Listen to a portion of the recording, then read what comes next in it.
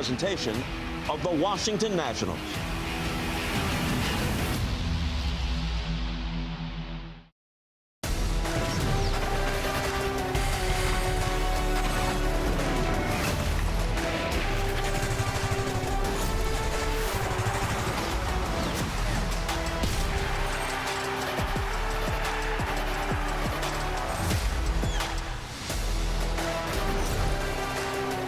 Time to play some better ball here at home. Nationals Park, site of this three-game series between the Nationals and the Brewers. Milwaukee taking game one here last night. Time to set up a rubber game tomorrow on Star Wars Day here at the Yard. Got a lot of our Star Wars-clad friends in the house as the Nationals and Brewers go head-to-head. Welcome in Dan Kolko, Kevin Franz, and Franny. We've talked a lot about the Nationals' home struggles to go along with their road dominance. The good news for the Nats here today and Blake Butera's bunch, they've got their most consistent starter on the mound. Foster Griffin will take the ball, and they've won 5 of his 6 starts this year. I would say the main thing that you watch when Foster's on there is he gives them a chance every time because he's not allowing extra base runners, right? The free 90s. And you look at Sunday in Chicago where he went 7 innings, gave up 2 hits. No runs, 2 walks, and the 8 strikeouts, and it was all different kinds of pitches. The changeup was really good, split was good later on, not early, but then he found his way with the cutter, and the cutter is always going to be the big pitch for him because he can manipulate it. He can go up high with it, he can go down low, make it look like a little slider, but for Foster, it's the way that he attacks. And again, against this Milwaukee Brewers team, you got to stay on the attack. When we saw them in Milwaukee and had the sweep, they were on their heels the entire time. Last night, they were the aggressor. And Foster Griffin fared well against them back on April 11th. He went head-to-head with Kyle Harrison, a battle of lefties. They will match wits again today. Harrison going just 4 1/3, allowing 2 runs in that game that the Nationals ended up winning. So Harrison and Griffin in Game 2 from Nationals Park. The Nationals this year against Southpaws have been pretty darn good. They are 8-4 against lefty starters, and they've hit a lot of homers here at home. Trying to turn the tables here in their home yard on Star Wars Day at National Park.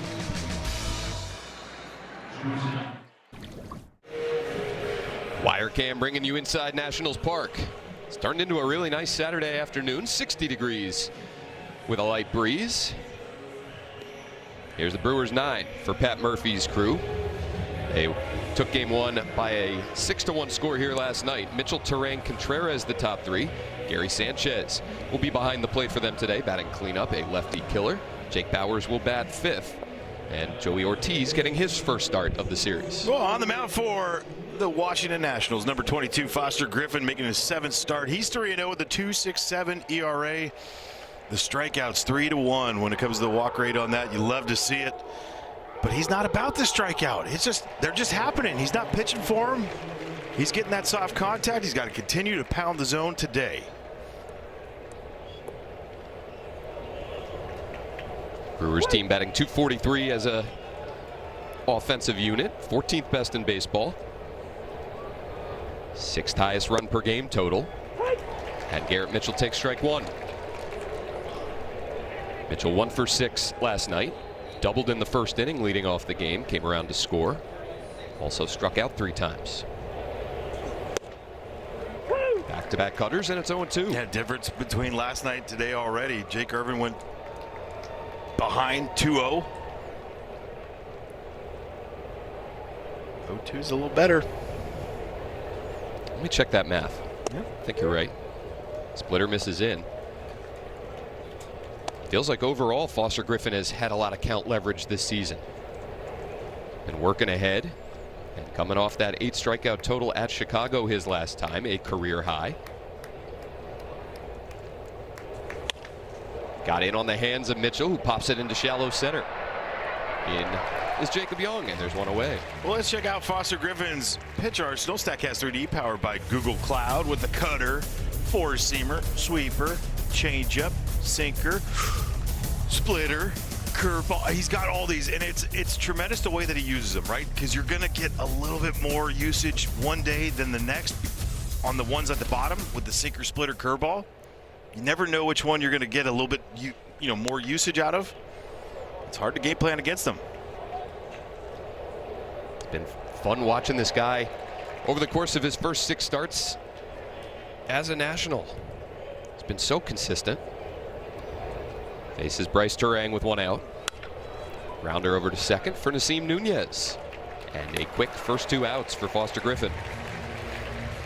Let's look at the Nationals defense behind Foster Griffin today. James Wood, he's in left field today. Jacob Young in center, and Joey Weimer, he is out in right. House and Abrams left side. Nunez and Meade on the right with Caber Ruiz behind the plate. Well, this is the guy to watch out for if you're Foster Griffin today. William Contreras, 4 for 5 last night with 3 driven in, and now a hit in 8 of his last 9 at-bats. Back-to-back 4-hit games for William, who over the course of those 2 games has seen his batting average on the season go from 262 to 310. You know it's early in the season when you go up 50 points. Yep. I mean, it's a heck of a streak. He's ahead of Griffin 2-0. He's had good career success in this ballpark. 329 average, 926 OPS. In 18 total games. 2-1 now after the cutter lands.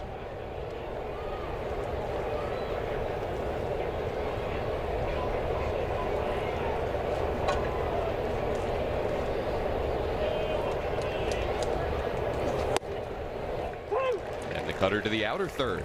2-2. Or nice, near it. Nice.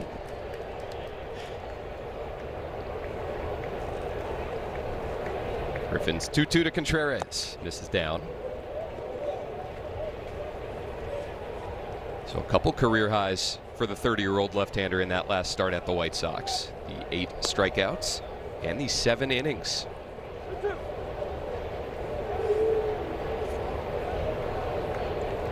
And overall, National starters beginning to work deeper into ball games over the last couple weeks. Payoff pitch now. Hit on a line out to left, and anybody, get William Contreras out lately. Make it 9 hits in his last 10 at-bats for the 28-year-old out of Venezuela. And these stretches right here, you'll take the singles. Trying to go backdoor on it, leaked out more middle. It's not like an overswing at all. Look, the only one that has better numbers than William Contreras on this roster here at Nats Park, he's on the IL, thank goodness. Christian Yelich. Yeah. 345 career average here, 1025 OPS with 12 homers. Oof. So 1 on with 2 down for Gary Sanchez. Could have been 350 if he didn't get robbed by Steven Souza Jr. What? Yeah. But history was in the making that day. Final game of the season 2014. That was baby Yelich. He still looks the same. Same weight and everything. 2-0 to Sanchez, who takes ball 3. So after working ahead to Mitchell and Turang, Foster Griffin has now fallen behind 2 straight hitters, and it's 3-0 to the Brewers catcher.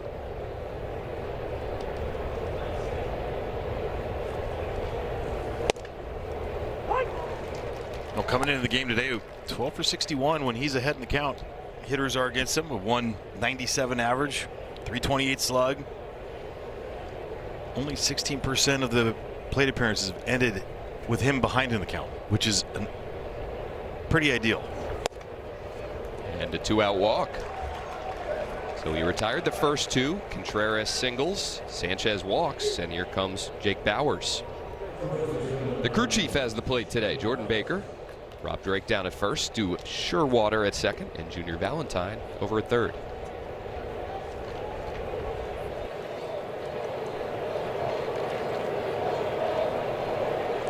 Jake Bauers 0 for 3 last night. Couple of walks, couple of Ks.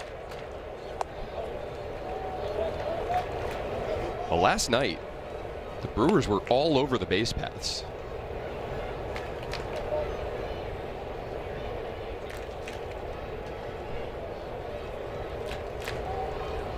Two on in the first so far today. That went in there, 1-1. 17 at-bats with runners in scoring position for Milwaukee last night. Yep. after having just 12 in the entire series when the Nationals visited Milwaukee a few weeks ago. I told you this going back to last year. The last 4 games for the Brewers here at Nationals Park, 82 plate appearances with runners in scoring position. They like it here. Yeah.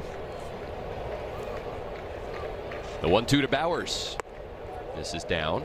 2 balls, 2 strikes.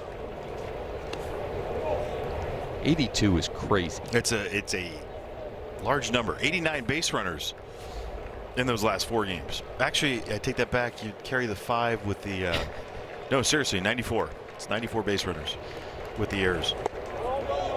Griffin thought he might have gotten Bowers to go too far, but Brewers first baseman able to check his swing and work the count full. Yeah, not even close. It's not Jacob Marcy with the Marlins last night. Yeah. Full swing. He thought no chance. Back-to-back full counts here. Griffin ready to fire his 23rd pitch of the inning. And it misses up. From 2 outs, nobody on, to the bases loaded for Milwaukee here in the first.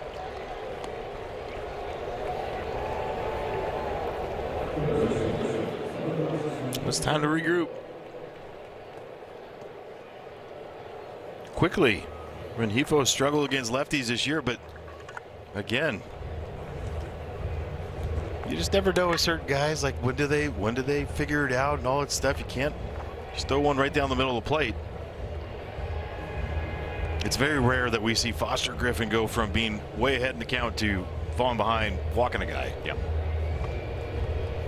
Happens. You get to see something out of him right now.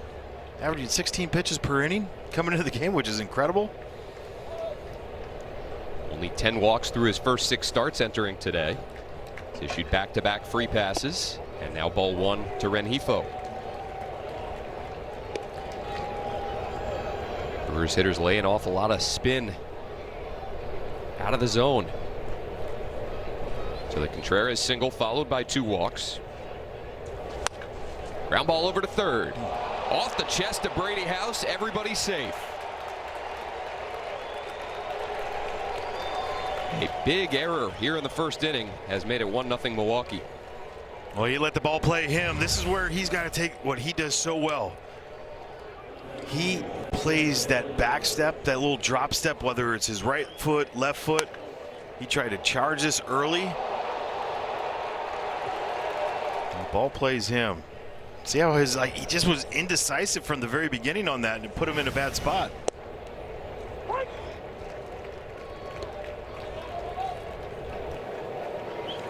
It's now his 6th error on the season. 4 of them are fielding. Lockridge fouls it off, and it's 0-2. And overall for the Nationals, now 31 errors as a team.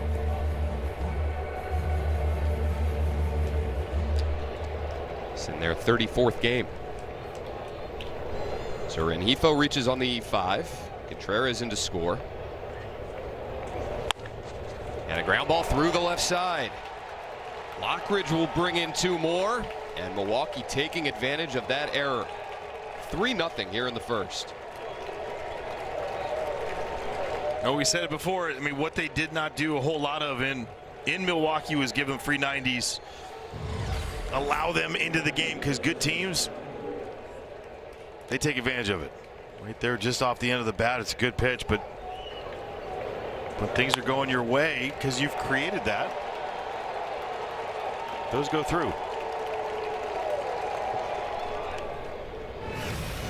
All of the runs that Milwaukee scored in that 3-game series at American Family Field a few weeks ago came on the homer. And that is so anti-Brewers baseball. Right. Well, I think that was the last time they had homered until recently. So Lockridge drives in 2. Now Sal Frelick.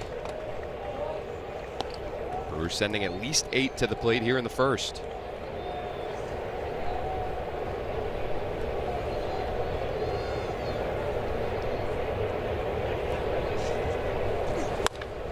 Off the end of the bat out to right center. Back on it, Nunez, still back, and he makes a nice play.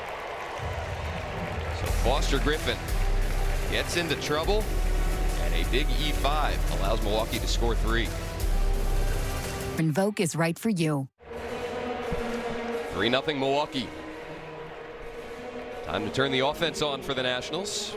Here's Blake Butera's 9 in Game 2 of this series. Wood to be followed by Curtis Mead, Brady House, and C.J. Abrams, who will bat in the cleanup spot. Jacob Young back up to the 5-hole with Lyle, Weimer, Nunez, and Ruiz rounding out the 9. Oh, they're going to go against the 6'3" lefty and Kyle Harrison. What? 30 years old? No chance. 24. He's 24. 6th star of the year, 2-1. Coming off his best start of his career. He's 6 innings, 1 hit, 12 strikeouts against the Pirates. Tons of swing and miss, a lot on the four-seamer. And an early challenge here from Gary Sanchez behind the plate. ABS powered by T-Mobile.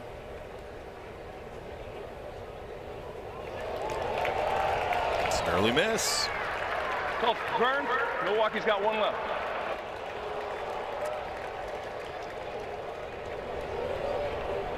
Like, if he gets rung up on that one too, that's like the perfect pitch too. Yeah. Slow chopper right in front of the plate, left side. Sanchez sprints out and makes the play. I don't know. I think it was.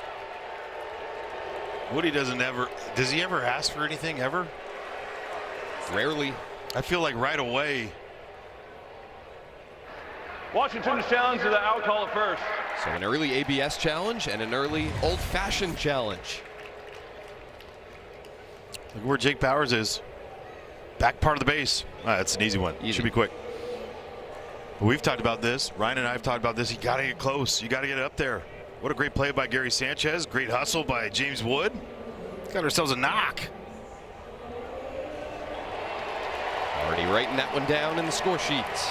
Infield single for Wood. Sanchez did a good job making that close. After review, the call on the field is overturned. The runner is safe. Washington will retain the challenge. James ran a 4.12 out of the box. Goodness gracious. Over 30.1 feet per second, which is elite.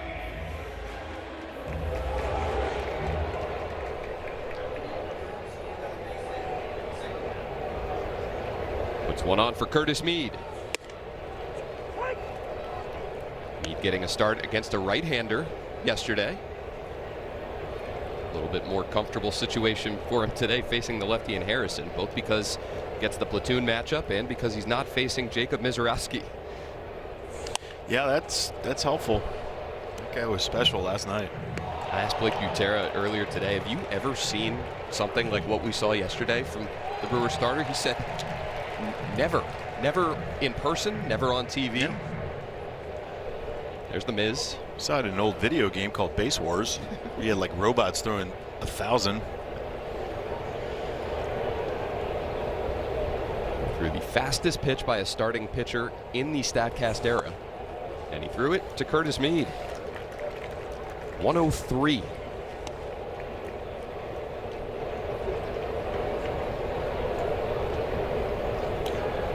How many pitches in total over 100 from Mizorowski last night? I think he ended up with 43. 43. Crazy. The 1-2. Mead pulls it. Foul down the line. Heads Look up. out. Yep. You can go get it now. But how about what the Brewers have done, Franny, the last 2 games where they lost Brandon Woodruff in the 2nd inning due to shoulder inflammation, then had Mizorowski come out while still working on a no-hitter in the 6th. They beat the Diamondbacks and Nats by a total score of 19-2 in those 2 games, while losing 2 starting pitchers. Mead pops it up on the infield. In is Rengifo in foul grounds for out number 1. Well, let's check out the pitch arsenal here for Kyle Harrison. It's not extensive, but it's good. The four-seam fastball plays up. Look at where it is. Loves the top part of the zone. He's going to challenge you. The slurve, changeup, good pitches. respected the four-seamer slurve versus lefties. Had to change up a lot more against the righties. Righties still don't have a hit on his slurve. Fastball at the knees to Brady House.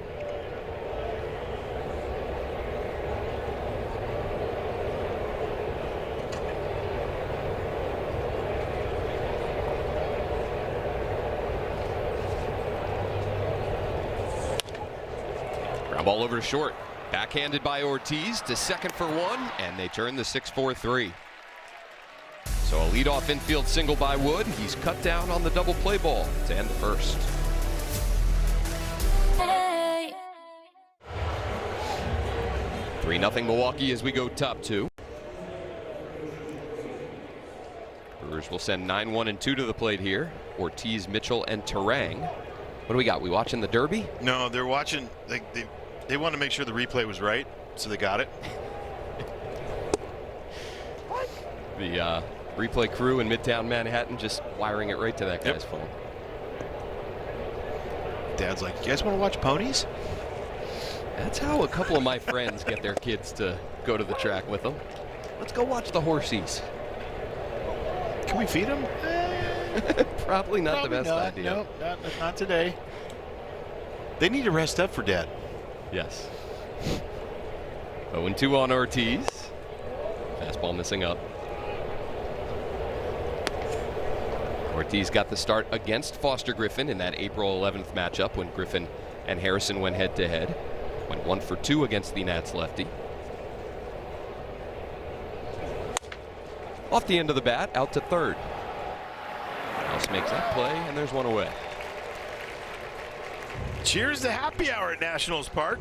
Get select 12-ounce beers for $5 and select 12-ounce hard seltzers and teas for $6 every home game before first pitch. For more information, head to nationals.com/happy hour. Darth Vader with a foam finger. Don't hit yourself, though, with it.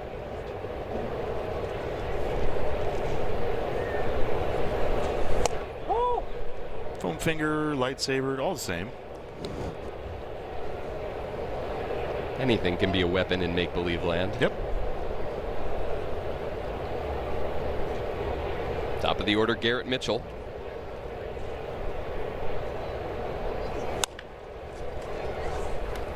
Chopper goes foul.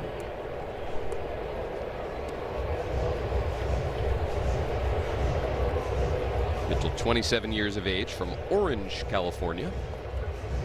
Played collegiately at UCLA. Had a brutal 2025 season in terms of injuries. An oblique strain, left shoulder injury that required surgery. Limited him to just 25 games overall.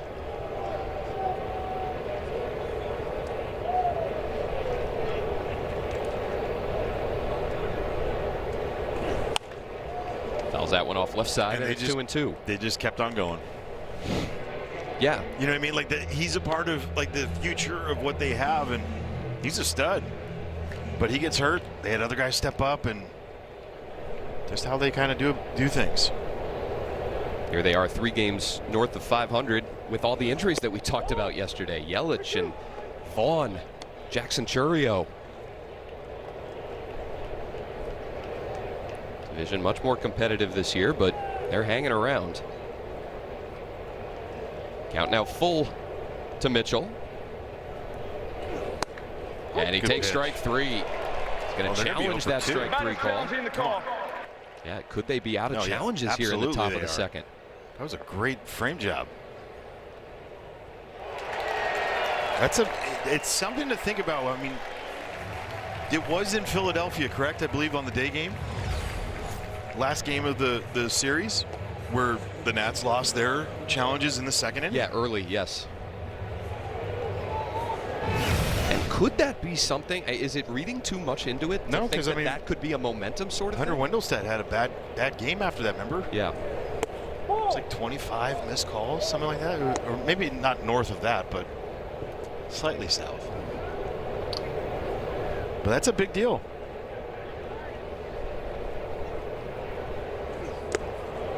Ball 2 to Bryce Terang.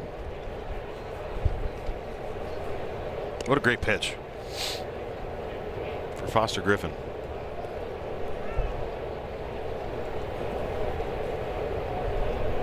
Ruiz sticking the landing.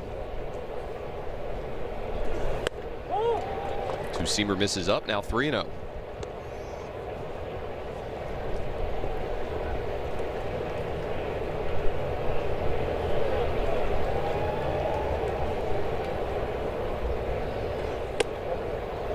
And another walk. So the second straight inning for Foster Griffin that he's retired the first two hitters that he's faced and then allowed a base runner. This one, 4-pitch pass to Terang. Third walk already for the lefty.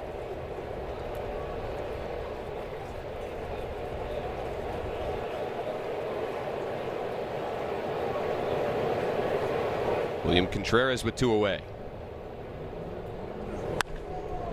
Out to right. Playable for Joey Weimer. So there you go. William Contreras retired. And the Nats keep it 3-0 to the bottom of the second when C.J. Abrams will lead it off. Well, as we head to the bottom of the second inning, the Brewers defense behind Kyle Harrison with Brandon Lockridge left field. Garrett Mitchell in center and Sal Frelick in right. Rengifo and Ortiz on the left side, Terang Bauer's right side, and Gary Sanchez getting the job to catch Kyle Harrison today. Battery mates with history. Yeah, interesting history. As Abrams takes ball 2, we'll show you something in a minute that we can laugh about because everybody ended up okay. That's the main part. Yeah. Fastball in, 3-0 on Abrams.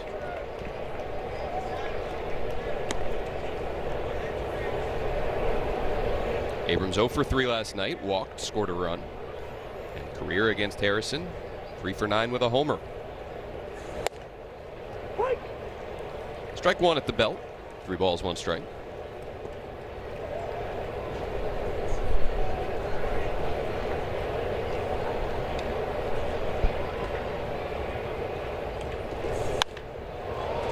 Outgoing full. Yeah, it's just a challenge heater, and it plays up a little bit. Not crazy. He's got league average extension on his fastball. Signed out of high school, De La Salle in the Bay Area for $2.5 million. The 3-2. Up and away. They have new challenges. There we go. CJ can confidently flip the bat, discard the elbow pad, and head down to first. So, Franny, let's go back to the last time Kyle Harrison faced the Nats. First batter of the game. And there was some damage. Yeah, there was some damage done. He gets over there nice. I mean, we've all played peg pickle at one point. You're not supposed to do that to your teammate. 54 miles an hour from that distance off his knee. Whew. I'm sorry. It's funny still. It was not funny until we saw him continue to pitch. Yeah, he went on to pitch. We did not laugh until then.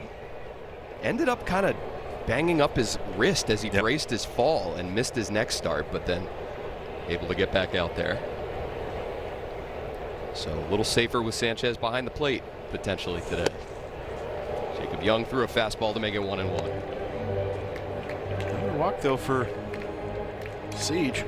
Yeah. 17 now on the year. To just 24 strikeouts. But that's what you almost expect in general. That's who he was in the minor leagues, you know, before everything, and just a good hitter. Never had the walks. Now the patience to go along with that. It's a huge weapon. Hole open right side with Bowers holding the runner. Changeup had Young out in front, 1-2.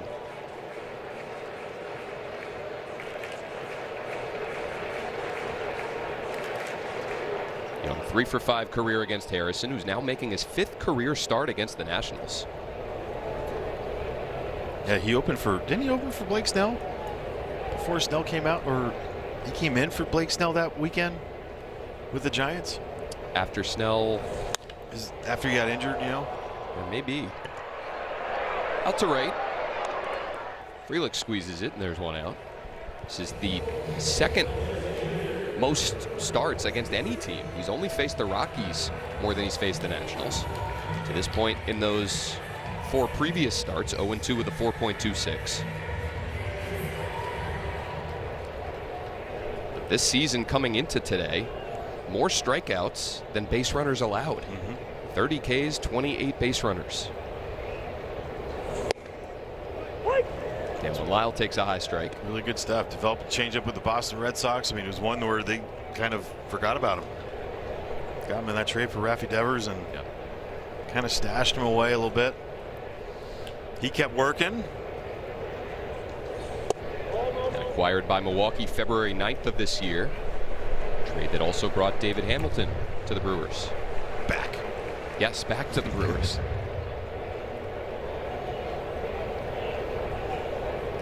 Lyle, one of the Nationals' 2 hits yesterday, also walked.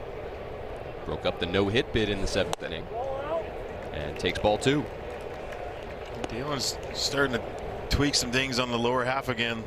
Starting to open up a little bit more where he was a little bit last year. It's not a crazy amount.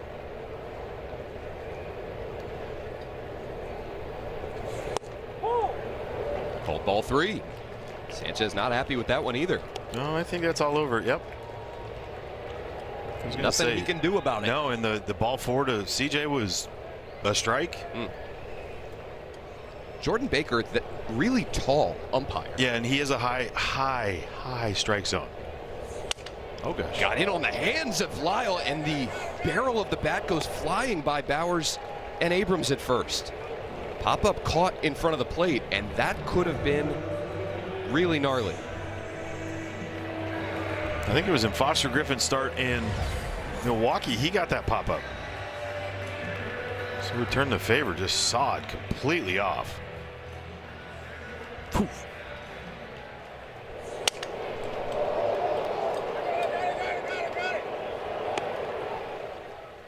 So Harrison athletically, super athletically fielding his position. Big swing from Joey Weimer fouling it off. Just saying, if you're born in San Jose, you're an athlete, no matter what.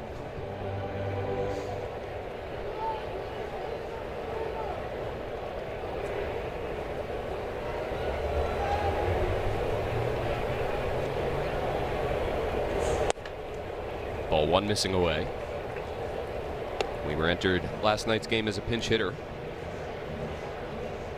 Consistently getting starts against left-handed pitching. We missed it earlier. The Nationals have won 8 of their 12 games started by an opposing lefty this year.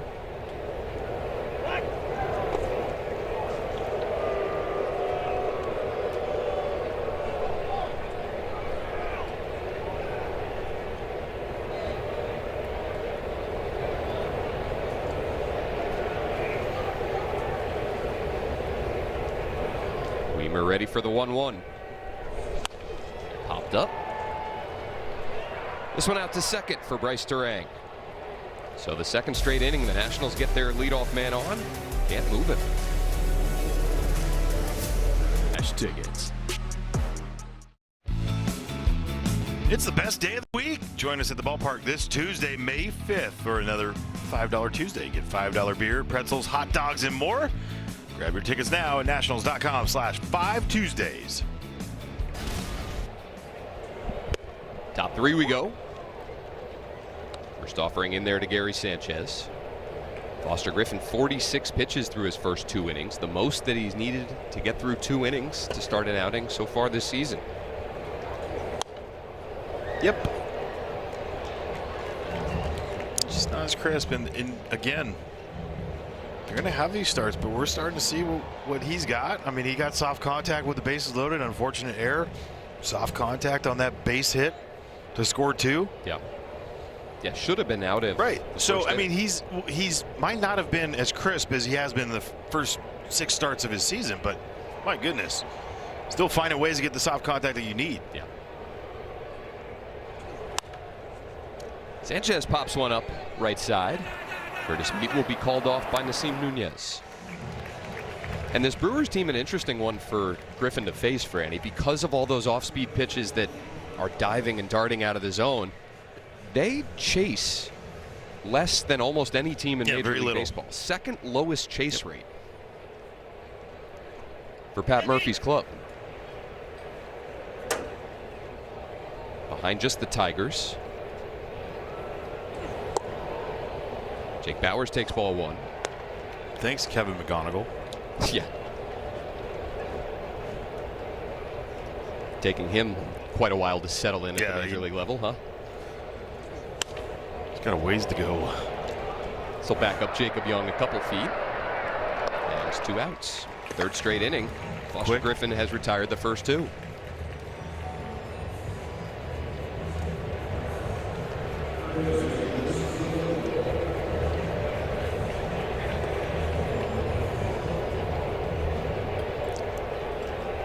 It was Luis Rengifo who sent that bouncing ball over to Brady House in the first.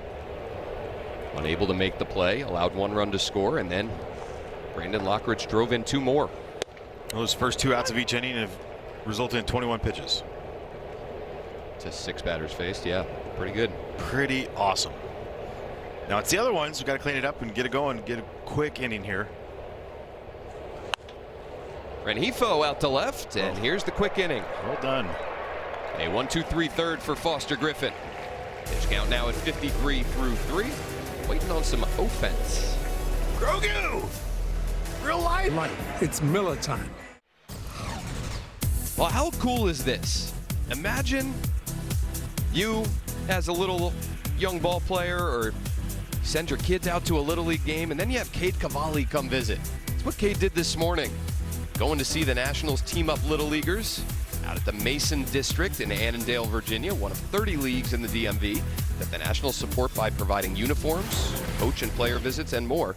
So to find a team-up league in your area, visit nationals.com/teamup. Team-up, sorry. Very cool of Cade to take some of his free time at home and go spend some moments with the young ones. Yep. And it's going to be even more fun as he continues his great ways, and kids recognize him more and more.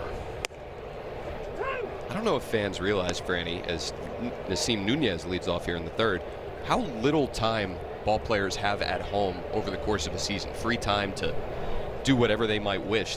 There's so much work that goes in, all the travel. You need to catch up on sleep when you get the opportunity. So for guys on this Nationals roster to take some of that limited free time in their home city to go spend time in the community, I always think it's incredibly cool. Well, I think with all due respect, Dan, they're in spots where they got to do that. There's not a lot of established guys here. And you build it early. Like Sean Bertani does such a great job with the community and getting guys out there, but you got to start young. So it becomes a routine and a habit. This will be an infield single for Nunez leading off the third. So James Wood, an infield single in the first to get it started. And now Nasim is now 3 for 3 with a double against Harrison this season. Well, last night it took till the 8th inning to get a leadoff guy on. First 3 innings, 3 leadoff batters on. And this is where Kyle Harrison has been really gross this year. I mean, you could see it. The soft contact is continued. And you get 2 base hits out of it. Switch hitting. Keibert Ruiz from the right side takes strike 1. I mean, he hit 13 swing and misses on the fastball the other day. Wow. Against the Pirates. Struck out a career high 12. Allowed just 1 hit in 6 scoreless frames.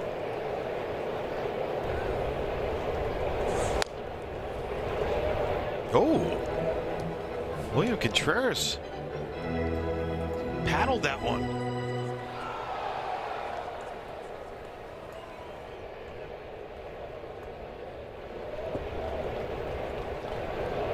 Impressive. Yeah. He's paying attention too on his DH day. Yeah. The 0-2 to Ruiz. Grounder up the middle. This should be 2. Durang casually to the bag and throws out Keibert. Second double play ball hit into the hit into by the Nationals today.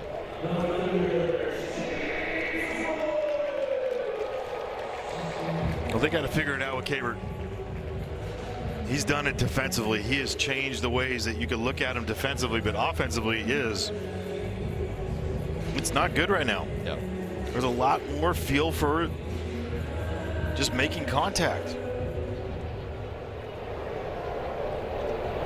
You gotta let it go. Gotta let it loose.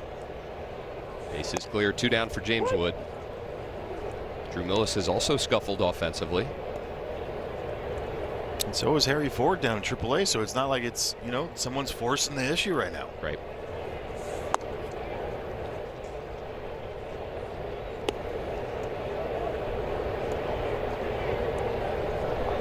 Does seem like the RBI opportunities for James Wood lately have been relatively few and far between. Leading off a lot of innings. It's ahead of Harrison 2-1. National League leader in walks, tied for the most runs scored in the league. Pulls over 1 foul, and it's 2-2. Kyle Harrison's got that really good slurve going today too. A lot of soft contact, a lot of very uncomfortable swings, I guess you could say. Like that. Almost plays like a cutter. Yeah. Strikeout of Wood to end the 3rd. 3-0 Brew Crew as we go to the middle innings.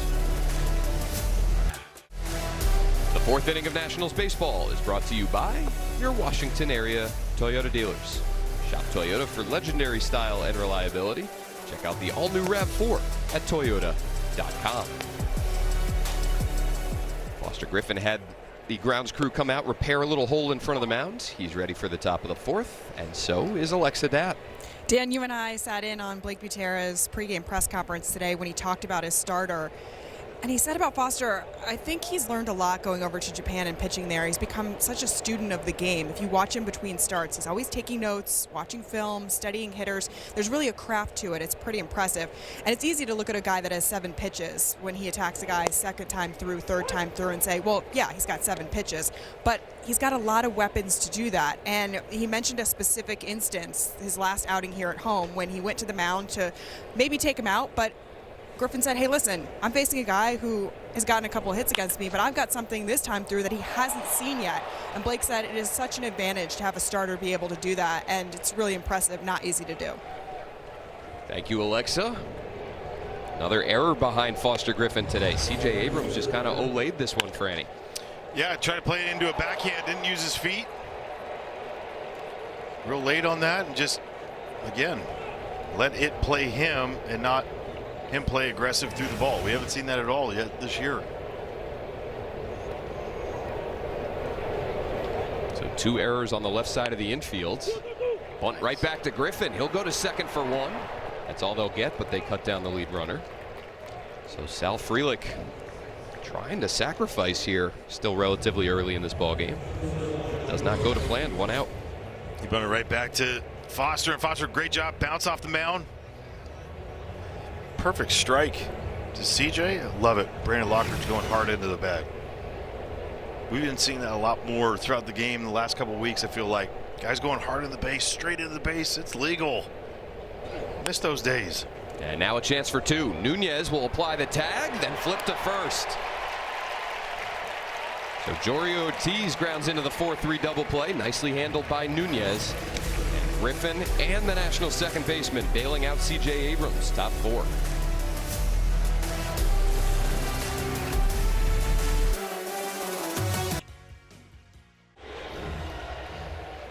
Dress up the little ones, bring them to the yard. I love it. She better run Grogu. Yeah, so bring a Grogu, get a Grogu. Grogu bobblehead day here at Nationals Park on Star Wars Day. To the home 4th, Meade, House, and Abrams due up for the Nats. Trying to get something going against Kyle Harrison. 3 leadoff men have reached. None of them have advanced further than first base, Fran. Nope. Between both pitchers coming off their best whiff games. For Foster Griffin, he had, what, 16 against the Chicago White Sox. He's got none so far, and there's only been 2 whiffs against Kyle Harrison. One team has played clean defensively and has not surrendered a run. Another team has not and has surrendered 3. Mead sends one out to right. Looking after it is Frelick. It goes off the wall. Curtis Mead will turn for second in standing up. The Aussie with a leadoff double here in the fourth. Oh, beautiful swing. Four-seamer down and away. I mean, this is a pitcher's dream, I feel like. You get this pitch, maybe elevate just enough, but Curtis Mead staying behind it. Look at the length in that swing that he gets. Short to it, long through it. Beautiful. You've said that a lot this year when it comes to Jacob Young, the length through the swing. If you don't have that length through a swing like that, you come out of it, or you get out of the top of it. And what does it result in? Ground balls? Yeah. Rollovers?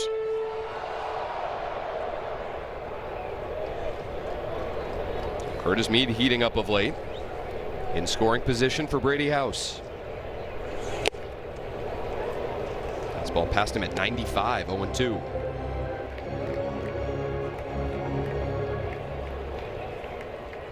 So the Nationals only one run on 2 hits yesterday. They've got 3 hits so far. Looking to get on the board here in the fourth. 3 straight past House. And he's strikeout victim number 2 for Kyle Harrison.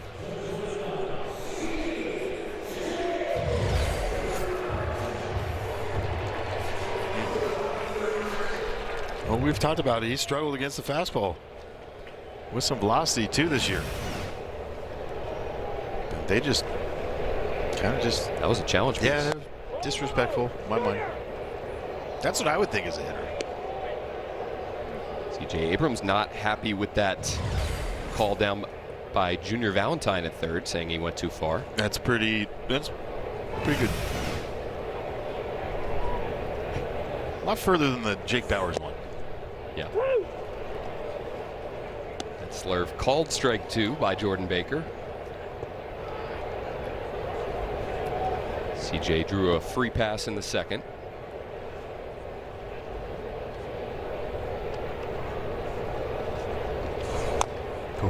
Gets a piece of that one to stay alive. I mean, he just 6 straight pitches that were just perfect. Actually, you could make it almost 7 with the Curtis Mead one.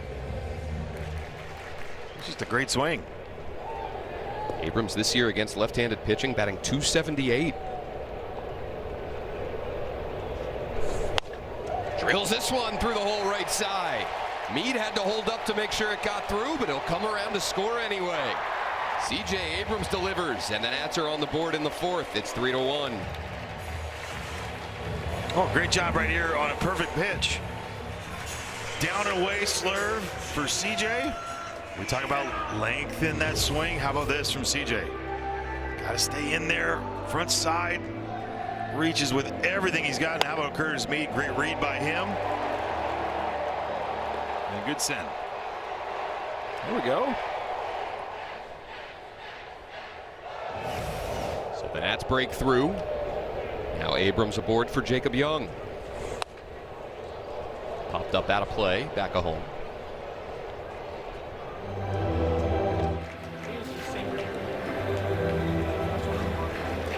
Two for 3.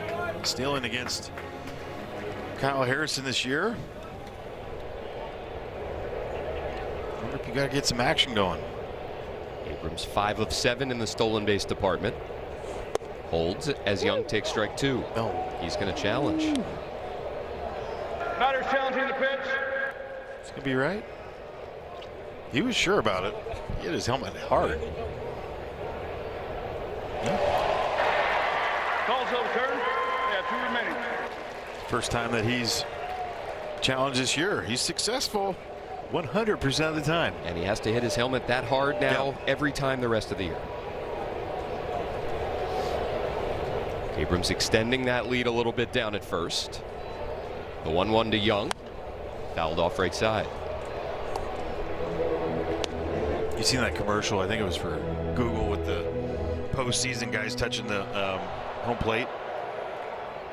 And it's like 7 times more they hit the ball hard when they don't touch home plate when they go to hit. Well, it's got to be about the ABS one. How hard do you hit your helmet? How authoritative are you? How confident? Fastball past Young. 2 strikeouts in the inning for Harrison, both on heaters. And there's 2 away. Let's all play ball. Don't miss Play Ball Weekend coming up on June 5th through the 7th. Encouraging youth everywhere to get out and play. Register for a free event in your area at playball.org. Lefty-lefty matchup here for Dalen Lyle with 2 away.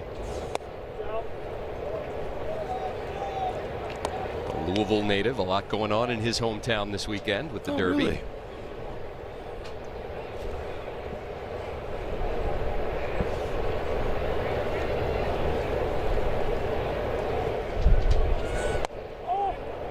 Takes the breaking ball away, 2-0.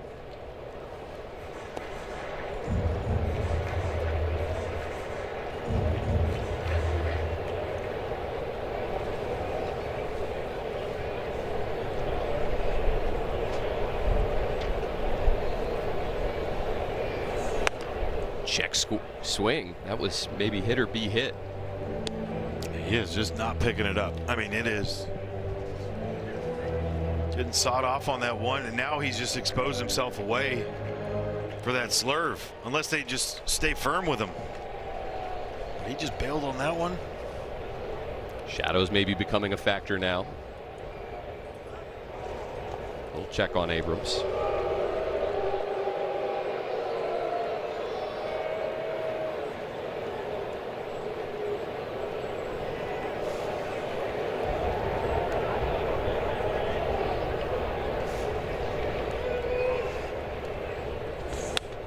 Good swing at a 2-1 heater. Set back to the screen, 2-2.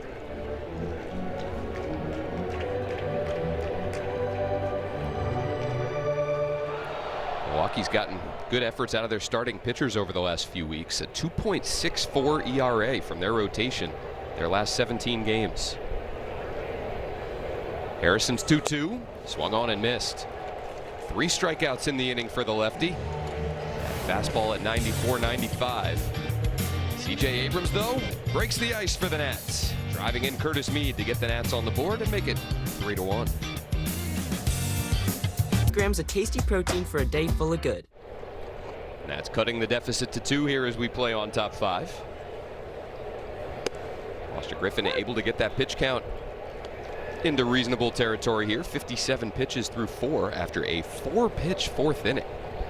And trending in the right direction. Big breaker lands, and it's 0-2 to Garrett Mitchell.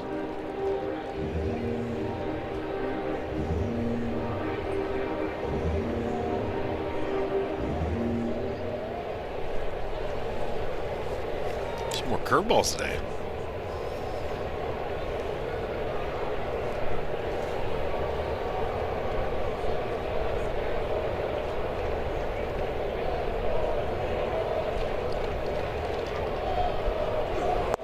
But he's like, right now, what we're seeing from Foster Griffin is like the perfect example of control what you can control. Right? The first inning was 31 pitches. He was all over the place for him. Got a couple soft contact, unlucky, one unlucky bounce. One was a base hit, good place, good batting. And after that, it's kind of trying to find it, and he's found it. Good pitch after pitch. Pitch after pitch, one after the other. From 0-2 to 2-2. Mitchell spoils that one to stay alive. Well, to Alexa's point from an inning ago, Blake Butera talking about how Foster Griffin can give guys a different look. Second time through the order, third time through the order. We've talked about that so much, Franny, through the first month of the season. And that Mauricio Dubon situation 2 starts ago. Blake Butera comes out, asks Foster Griffin if he wants to face Dubon again after he'd given up a couple hits to him earlier in the game. And Foster told him, I've got something that he hasn't seen yet. He hadn't thrown the cutter. Yep. He's the only guy he hadn't thrown the cutter to. And he was able to get to get Dubon to get him through 6 innings. Joey Weimer has to play that on a hop, and Garrett Mitchell aboard here leading off the 5th. A great job right there by Joey Weimer. Pulled up on this one and just made himself into a catcher. Good swing at top of the zone there for Garrett Mitchell, and just watch Joey. It was a good read. You don't want to take a chance in that situation. Gets by. That's an easy triple. Maybe more than that. It's the Brewers' first hit against any of the hard stuff from Griffin today, the varieties of fastballs. Bryce Turang did not go. 1 ball, no strikes. Did you say the hard stuff? In air quotes. I was doing air quotes. For him, hard stuff. The hard stuff was last night with Jacob Mizorowski. You know what I mean? Like, yep. That was hard. It's firm to quite firm. With a nasty slider, nasty curveball, and that the were occasional firm. changeup. That were firm. His changeup was 94. Cutter in there to make it 2-1. He threw a slider that registered, what, 97, 98, something like that? The pitch they came out on with his hamstring was slowest fastball of the night at 98.9.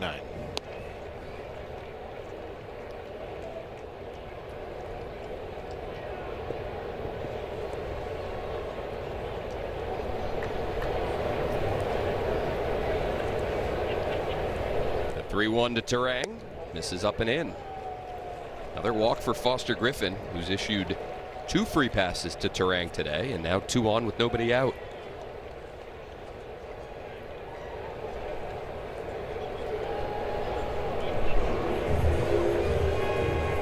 Four total.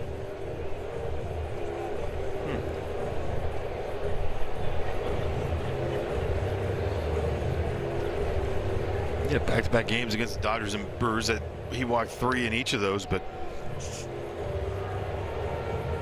these ones have just been kind of all over the place, really, for him.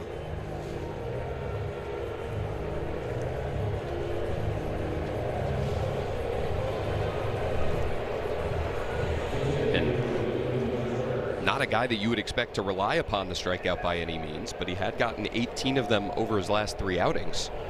Only 1 so far today. 2 on for William Contreras, who swings first pitch and sends a softly hit line drive foul down the line. That might have been it. That might have been it.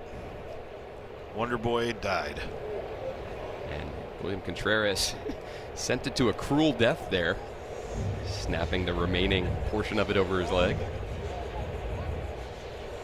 Did you see Francisco Alvarez yesterday? Oh, that hit off the tape.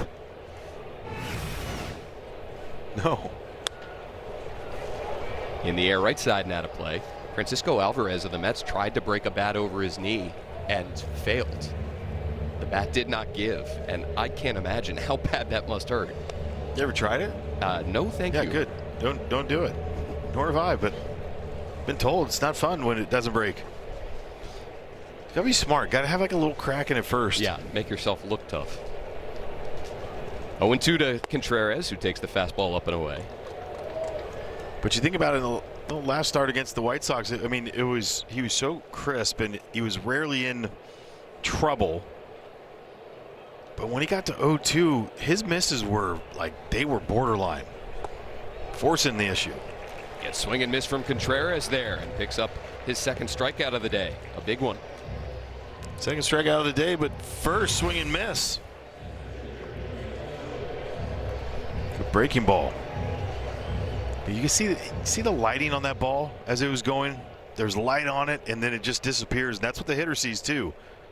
Doesn't see the comet, but back to the curveball taken by Gary Sanchez for ball 1. We talked about this at Chicago on the last road trip. Jake Irvin through the shadows, leaning on that curveball, which was brilliant. Opposing hitters just couldn't pick it up. Cutter evens the count 1-1. Sanchez, one of those walks in the first inning for Griffin, came around to score.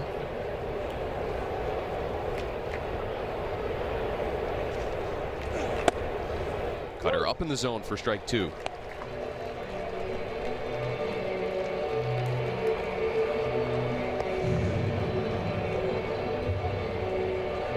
This is a rarity for Foster Griffin, being behind in one of his starts.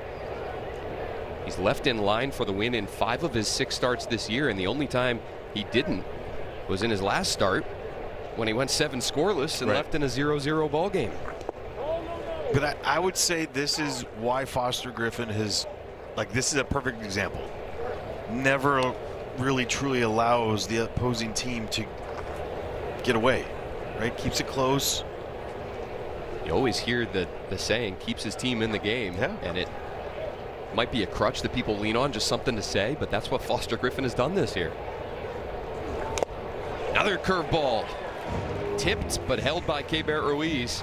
And there's 2 outs. And again, this is Keibert this year being closer to home plate allows him to get this one. We've documented that. 6-7 inches closer to home plate to kind of put him in a better spot to frame, but also stay out of harm's way. Gary Sanchez arguing that foul tip hit the dirt. Did not appear that it did. So 2 straight base runners to start the inning, then 2 straight Ks on curveballs from Griffin. 2 down now for Jake Bauers.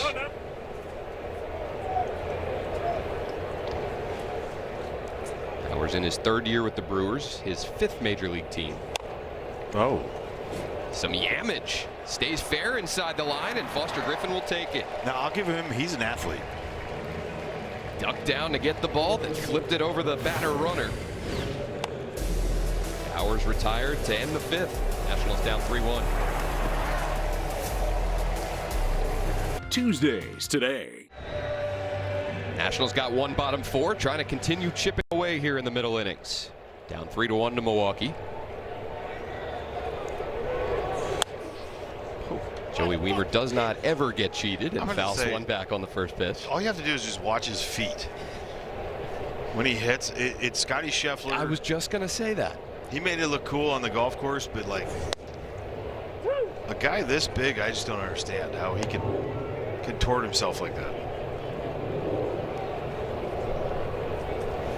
Behind Harrison 0-2.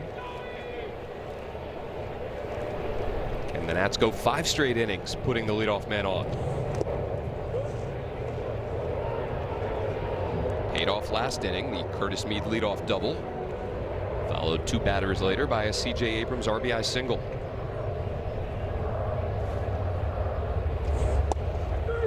Backdoor with the curveball. In there for strike 3. Yeah, he was cheating for that fastball in. How do you know? You can just watch his front side just going, he's trying to get there, and then it just, no chance. So Harrison had only 1 strikeout through his first 3 innings. We made him mad. Apparently. His last 4 outs, all strikeouts.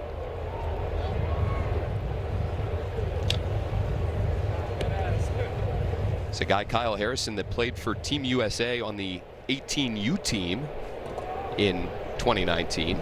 With Nunez, Cruz, Wood, all them? That was a different that was a different one? This one, he was teammates with 2 Nationals minor leaguers, Robert Hassel III and Alejandro Rosario, one of the prospects the Nats acquired from the Rangers in the Mackenzie Gore trade. Nunez takes the changeup low, 2-1. The Nunez and Wood and all those guys on that other Cruz, like that roster was loaded. Loaded. Bobby Wood Jr. Yes. Jack Leiter. Fouled off 2-2. This team, the 2019 version, had Pete Crow Armstrong on it.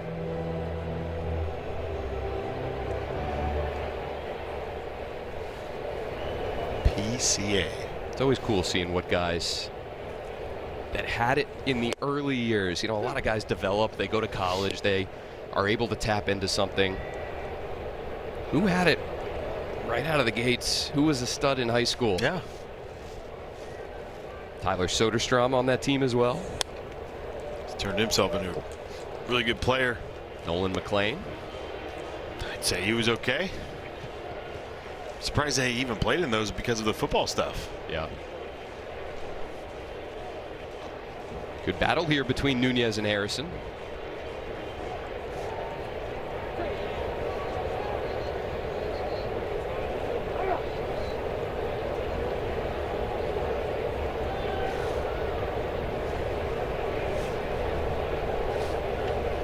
Payoff pitch coming.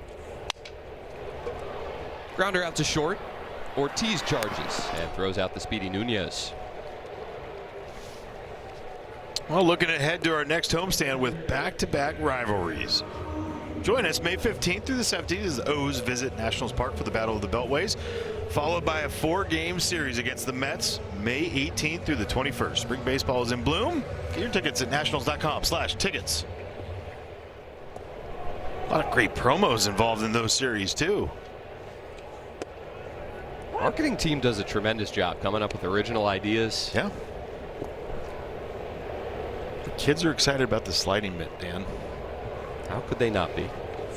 Dad's not so much fired up about it. Fair ball down the line. What a play over there by Rengifo to make it close, but Keibert Ruiz adds to the list of infield hits so far today. Speed kills, Dan. Speed kills. What a play by Rengifo. Just over the bag, how quickly he got up.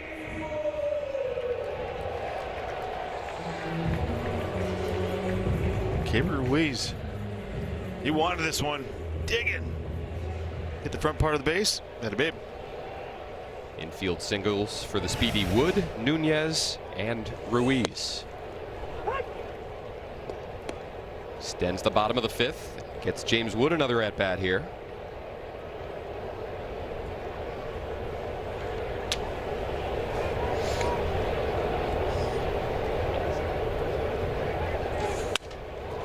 Goes the other way and drops one out to left. Back-to-back singles by Ruiz and Wood. And there's 2 on with 2 out. Yeah, best fastball of the day, too, from Kyle Harrison. We've talked about this plenty, where certain guys just get everyone's.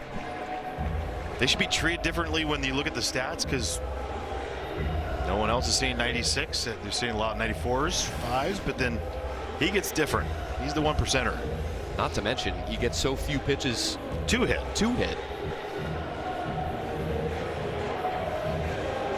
So the Nats have put 2 on here with 2 out. And Curtis Mead, who doubled and scored his last time, will dig in.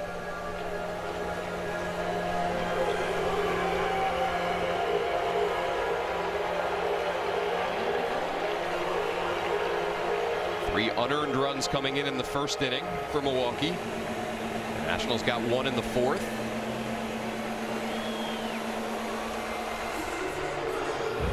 What can they do here in a 2-out rally against Harrison in the 5th?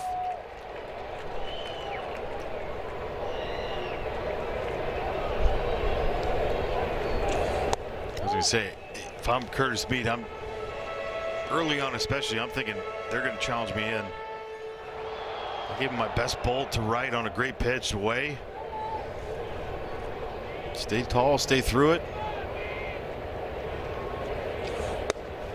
Another breaking ball in there. 1-1. That's a missed spot too. They were trying to go more middle-ish, middle in.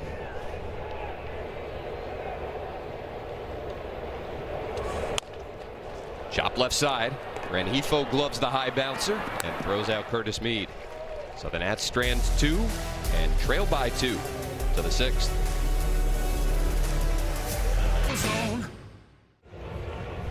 Well, 3-1 Brewers here at the top of the 6th inning, and it's time for our K's for Kids. Toyota K's for Kids. Washington area Toyota dealers making every strikeout recorded by any Nationals pitchers this season. The Washington area Toyota dealers will donate $50 to the Children's Inn at NIH. 3 Ks for Foster Griffin so far. CB 3 unearned runs surrendered. Has walked 4. He'll face Luis Rengifo leading off the 6th. Now gone 5+ in every single start this year. And with those 3 runs being unearned, is up to the minute ERA on the season 2.33. I'd say that's tidy.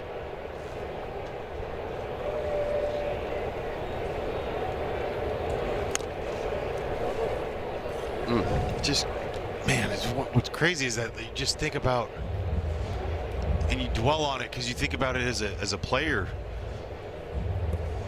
The ball to Brady, if it just corrals it, and I mean, you don't know where the game ends up going from there, but I mean, that's how they get their runs. The way that Foster has fought his way to be in this spot is exactly how you wish every starting pitcher had that ability to kind of navigate his outings. It's not always going to happen like that.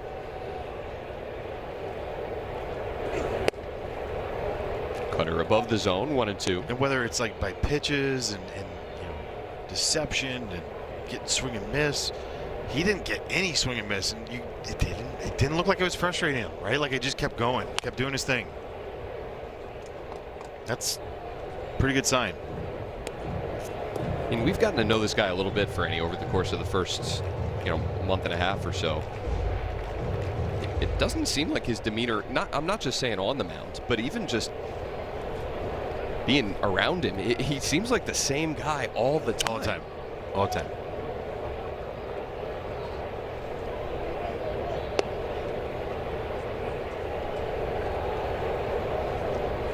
And yes, he's making, his way through his first major league season as a big league starter. But all that experience gained in Japan. Out to right center and hit well. Jacob Young onto the track near the wall. He runs it down. Bumps into the chain link fence out there in front of the scoreboard and makes the play leading off the sixth. Oh, what a great job by JY. I've talked about this quite a bit. It's virtually like last year, early parts of the year. Not getting a whole lot of gappers to run down, and soft contact at him that, he has to run a good ways to make gain on those metrics. Lost a bunch on that pop-up in Pittsburgh.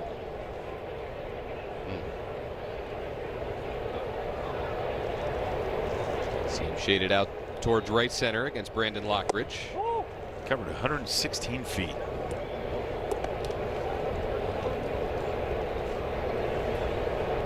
Lockridge drove in 2 with a first inning single.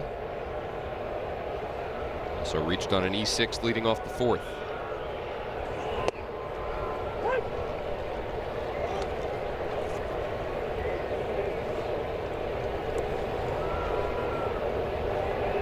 Outside of the Lockridge single, which was hit somewhat well, and Renjifo's fly ball right there.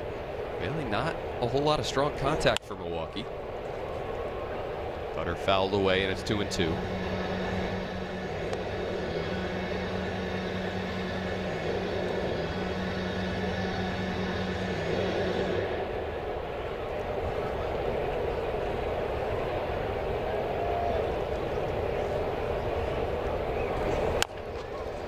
Chopper right back to the pitcher.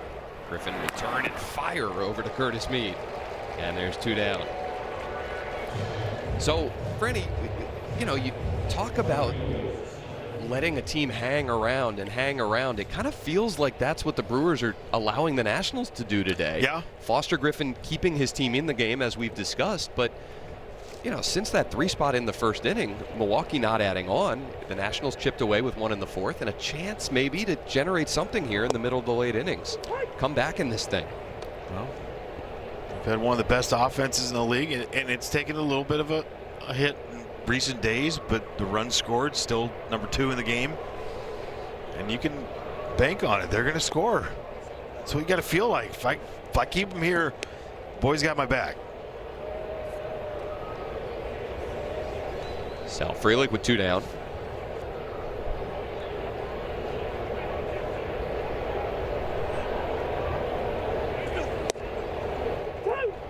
One and 2. Brad Lord starting to loosen.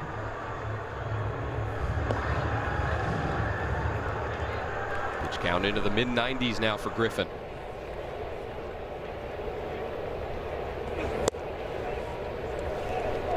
Trying to complete 6 innings for the 3rd straight start.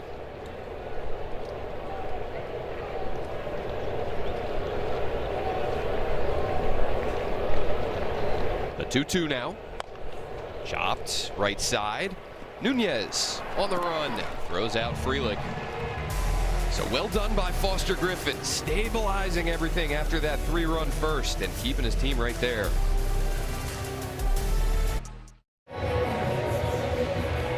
Foster Griffin in there somewhere on the back bench. Got through 6 innings for the 3rd straight outing. 3 unearned runs in the first. Not his cleanest start for any. 4 walks, but avoided hard contact, and despite the lack of swing and miss, still delivered a quality outing. Favorite start of the year for me. Really? Yep. Brady House squares one up the middle. Another leadoff man on for the Nats. Trying to get back in this thing here. Well, what we were talking about earlier, Brady has struggled against the 95 plus. This one at 92.7. Take advantage. Here we go. Now C.J. Abrams aboard both times today, a walk and an RBI single.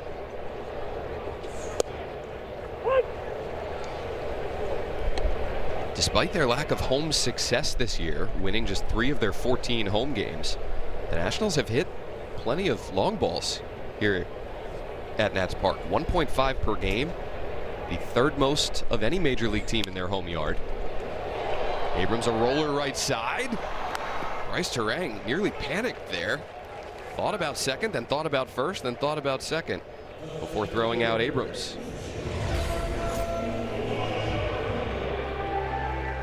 Brady gets over there on the hurdle.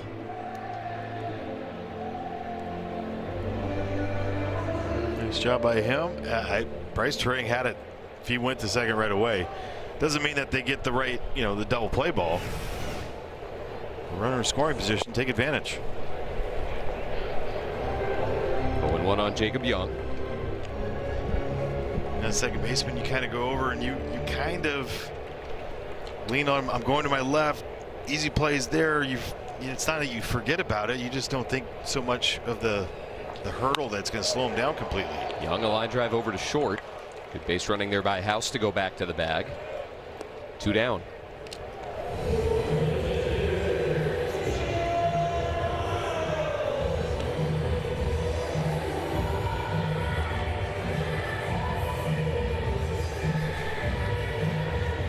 A lot of fastballs. I wonder how they start. They start with a slurve again, then go back to the heater. They go right to the heater right away. At the belt for strike 1.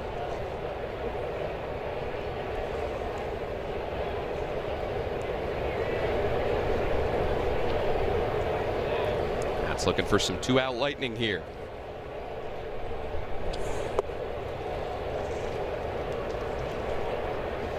Grant Anderson starting to warn for Milwaukee.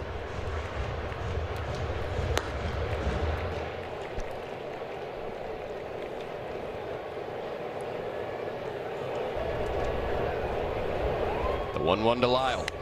Swung on and sent back to the screen.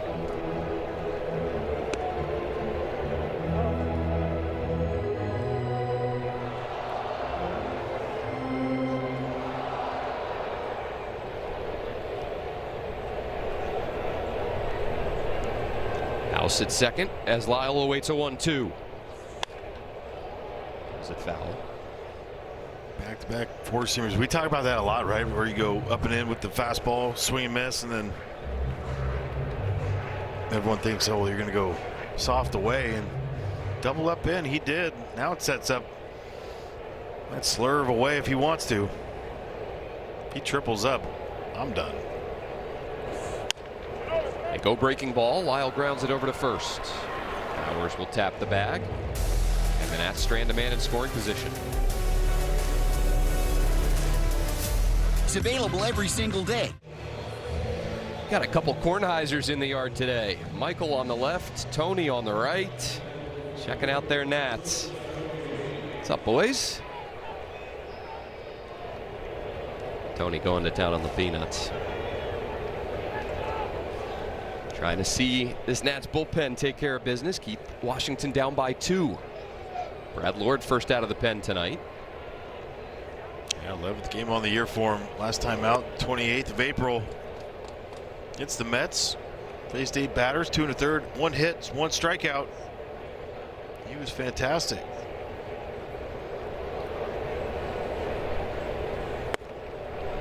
That running two-seamer gets the inner edge to Joey Ortiz. Yeah, 4-seamer slider, little sinker, changeup, sweeper. Lefties, righties. Doesn't matter. He's going to use both sides of the plate against both. Righty's going to get a lot of sinkers, 4-seamers, little slider. Changeup's added a lot more to the left-handers. Ortiz 0 for 2. Sends one high in the air out to left center. Jacob Young in, and there's 1 out. Nationals making a bullpen move today. Cionel Perez sent out.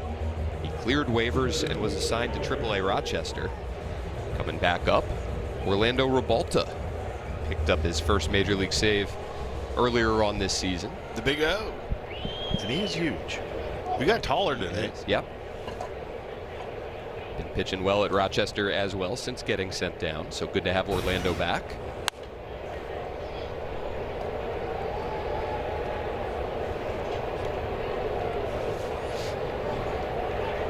And for Cionel Perez, Franny, I mean, the stuff is electric. That fastball, upper 90s, that breaking ball that moves a lot, but the strike throwing was just not consistent for him.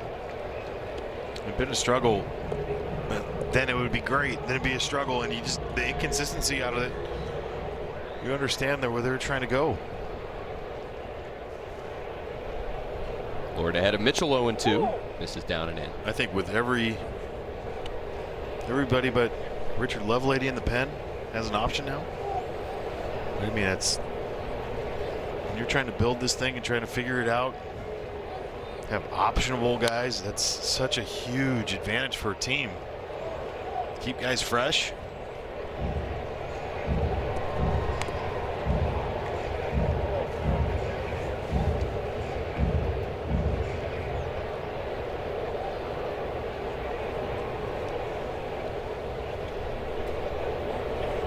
Lord ready with a 1-2.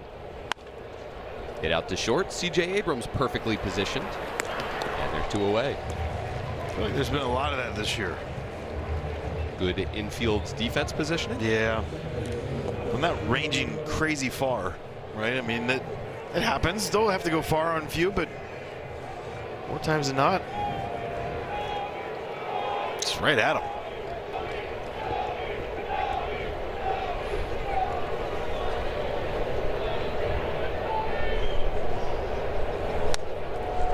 Bryce Terang swings first pitch, fouls it back.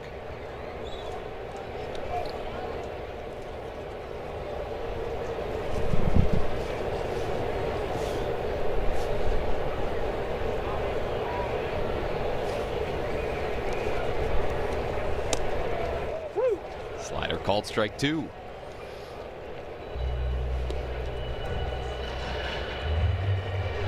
And just the way that Caber caught that one, I mean, it allowed Jordan Baker to call it.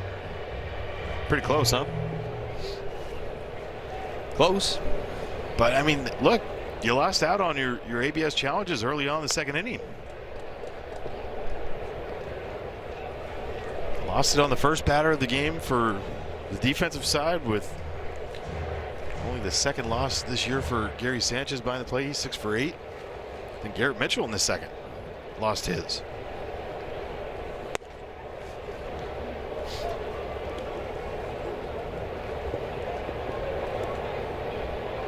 Nationals still with 2 challenges remaining, trailing by 2 here in the 7th. Lords 1-2. Through the hole. So Bryce Terang on base for the 3rd time today. A pair of walks and now a 2-out single here in the 7th. Now the good thing is with Bryce Terang, who's 7 of 9 stealing bases this year, you have the right guy on the mound. I wonder if they take a shot at least to try to get him into scoring position here with William Contreras up, but Brad Lord does such a good job with that slide step.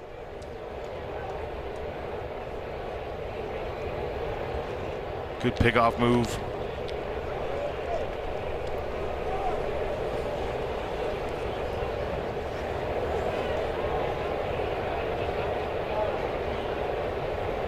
Contreras just 1 for 3 today. He's really slumping.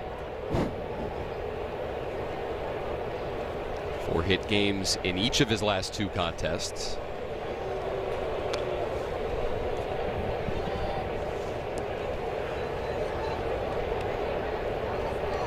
Turang with 7 stolen bases this season in 9 attempts.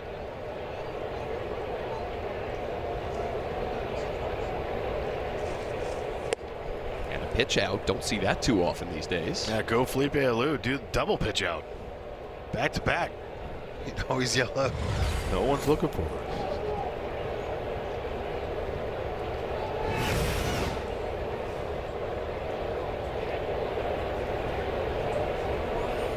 I actually think they were trying to go outside there to see if William could actually hit that one. Because he's gone off the plate a little bit here and there. Yeah. See if you can hit this one. How far out will he go? See Turang's lead off first. The 2-0. Missing down and away. And Hebert can't glove it. Turang moves up 90 feet into scoring position with 2 down.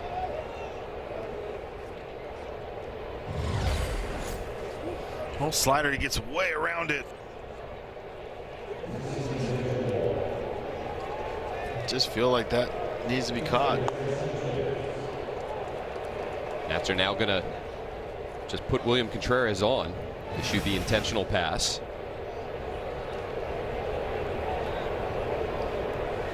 Two on now with 2 out for Gary Sanchez.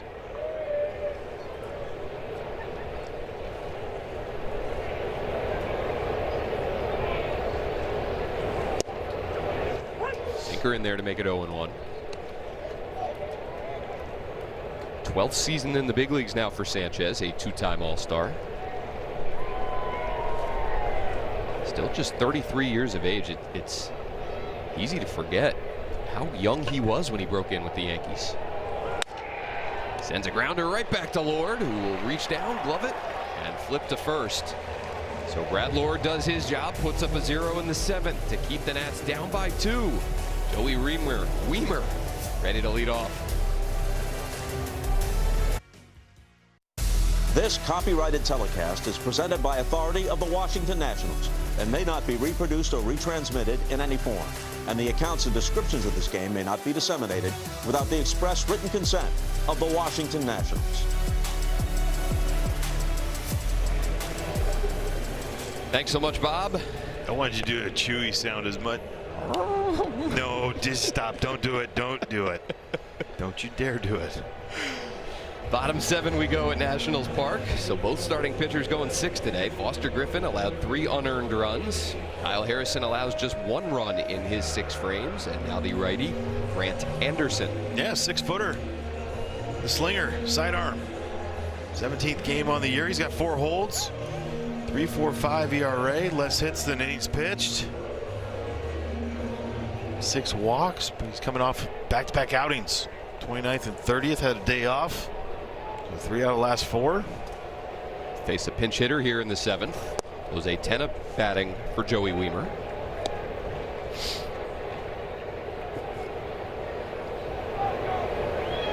Tena to be followed by Nunez and Ruiz. Sweeper missing away, 2-0. Yeah, 4-seamer, sweeper, sinker, changeup.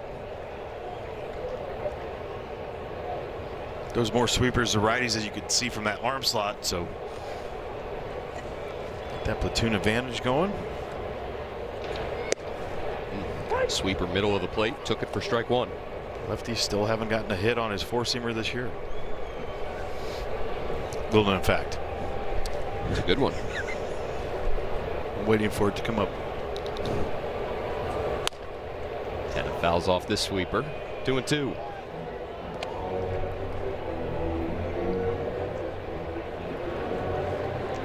Left-hander getting ready for James Wood. DL Hall. Acquired from the Orioles a couple years back in the Corbin Burns deal. Tena squares one up out to left center. This one's going to split the gap and bounce into that bullpen. DL Hall watches it skip by him. And Jose Tena, another pinch hit, extra base hit. And aboard in scoring position, leading off the 7th. All we had to say was no lefty has gotten a hit on his four-seamer. Jose Tena, line one into the gap. Beautiful swing. Standard for him coming off the bench.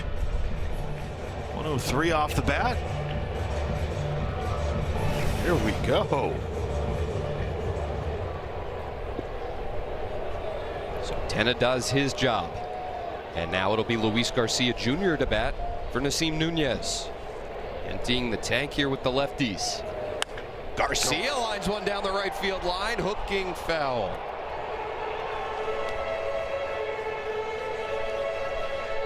Hit it hard, just out a little in front on that sweeper.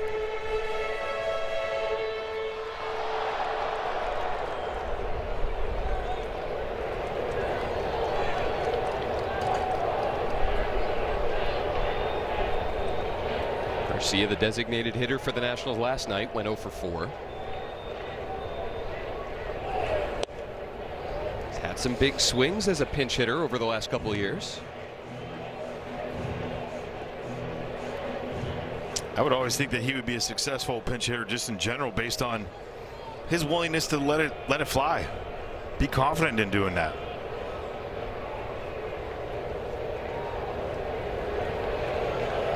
Pitch clock getting down, so Gary Sanchez will come out. I'd say those are pretty good numbers for a pinch hitter. Wow. I mean, they're good numbers regardless, but pinch hitters, I mean, you always have to factor in they're almost always pinch hitting against high leverage arms late in the game that are throwing nasty stuff. The other thing too is you look at, I'm not saying every starter is like that because Christian Yelich hit his first homer as a pinch hitter this year, right? But starters that have accumulated tons and tons of at bats, like it's not a grind as much. True. Tena out there in scoring position with nobody out. Garcia waiting on a 1-1 from Anderson. Flying it out to center. Tena will go back to the bag at second. Mitchell makes the catch, and Tena will not advance. Yeah, smart move.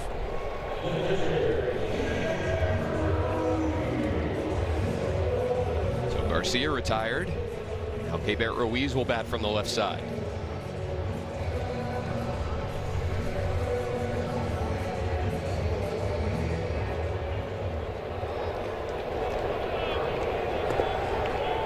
Picked up an infield single his last time.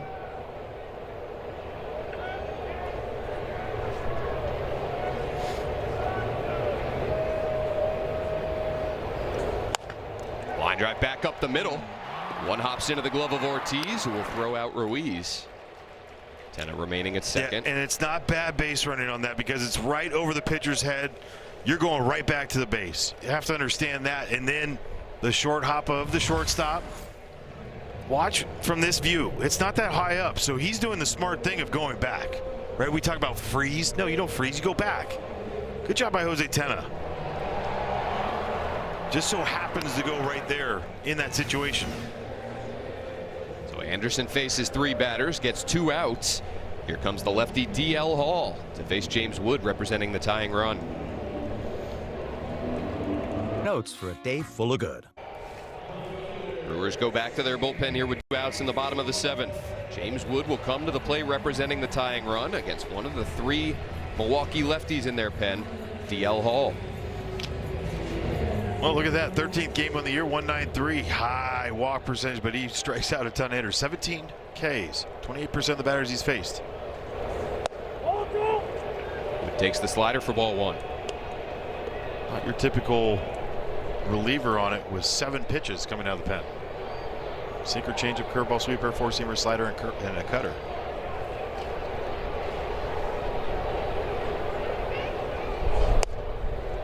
Slider lands, 1-1. Nationals leadoff hitters today have been money. 6 of 7 Nationals leadoff men have reached. But only 1 run been pushed across. That's a rally cap. Sweeper low, 2-1. DL Hall was paying attention. You don't have any more challenges, my friend, and that was not close.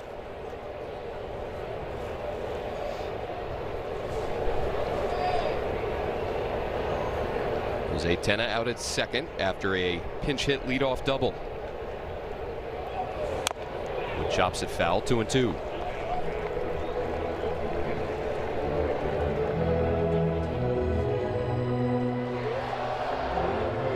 One behind Kyle Schwarber, leading the National League. Producer Chip Winfield trying to channel something here. We see a Chipper. Check, check. Tena at second. Hall ready with a 2-2 to James Wood. Foul, wide of first. Sweeper kind of hung inside. Not saying easy pitch to do anything. That's just like the rare mistakes that you get these days against James. Try and go away with it. You can see his face like, ah. He'll let you know. We do it again. Another 2-2. Up the middle. A lot of spin on it. Out to Ortiz, who will throw out Wood. So yet again, the Nationals get the leadoff man on. Can't do anything with it. Still 3-1. Hot diggity dog. We're cooking up a special giveaway. Join us on Friday, May 15th for the Battle of the Beltway versus the O's. Get an exclusive hot dog hat. Don't miss out. Relish the opportunity at nationals.com/promos. Brad Lord out for a second inning of work. Nationals still trailing by 2. They've out-hit the Brewers today 8-4. Still down 3-1. Jose Tena will stay in the game, take over in left field. He's getting so much defensive action now, so much. That'll push James Wood from left to right. Luis Garcia Jr. will take over at first base. Curtis Mead from first to second.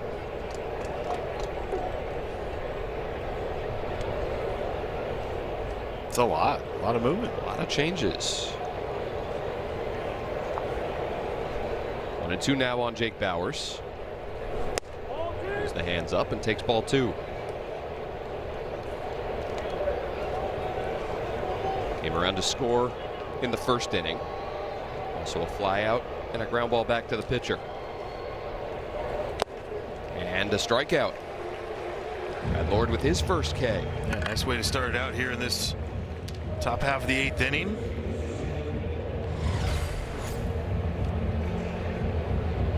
Try to go in with a slider. Good miss. Those are happy misses.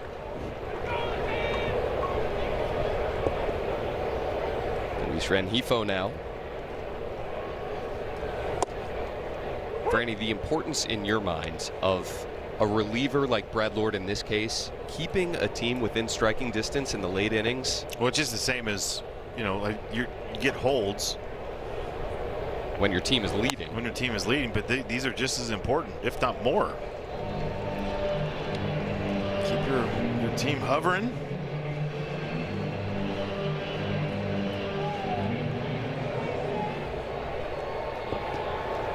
It's as important as any position as far as like the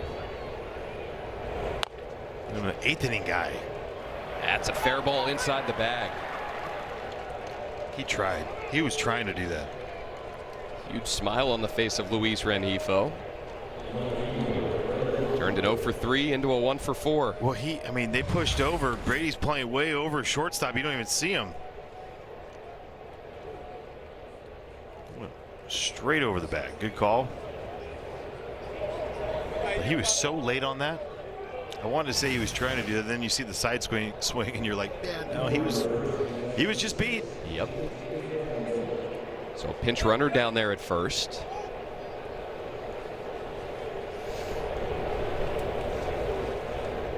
It's David Hamilton.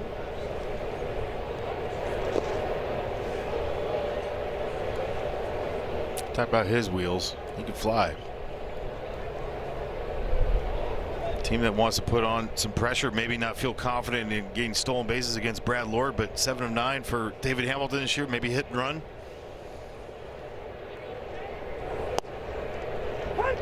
Fastball with some arm side run, gets that outer edge.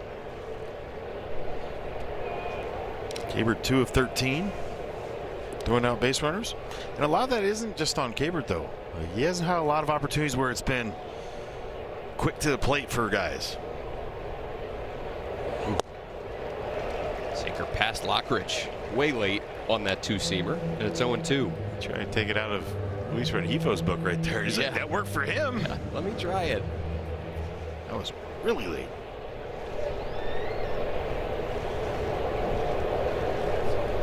Lord to Lockridge, up and in.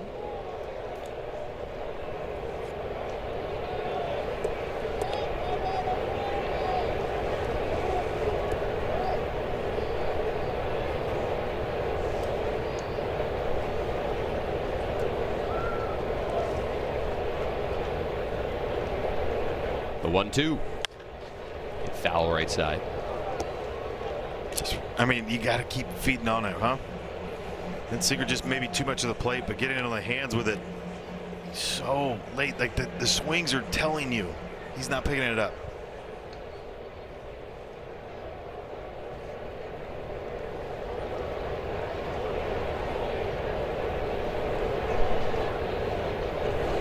Yeah, great pitch. Stay firm. Love Did he it. go? He did not. No, but like the execution was just phenomenal right there. In on the hands. They had no chance.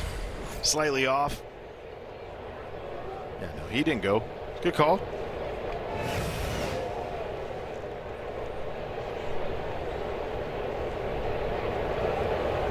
All four-seamers and two-seamers from Lord to Lockridge in this AB. Yeah, I feel like they were going to go to that spot where they just locked him up inside with that sinker. Maybe the Brewers are thinking that he's going to go to the slider right here. Now, 2 disengagements. Hamilton's going to get a bigger lead. Just beyond the cut of the grass down there. Oh. Did he swat that? They're nearly taking it out of Ruiz's glove. That's why, I mean, he's got to stay back.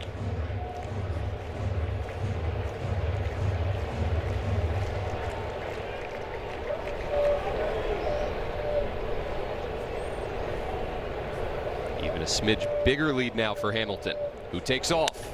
And a ground ball through the right side. Going to put 2 on for Milwaukee. Hamilton couldn't locate the baseball, though, so he'll stay at second. Went into a slide at the second base bag. Couldn't find the baseball. So now runners at first and second with 1 down. Well, opening day, we called our Emmy for the year. How about the Academy Award here for acting by Curtis Meade? Just stand there.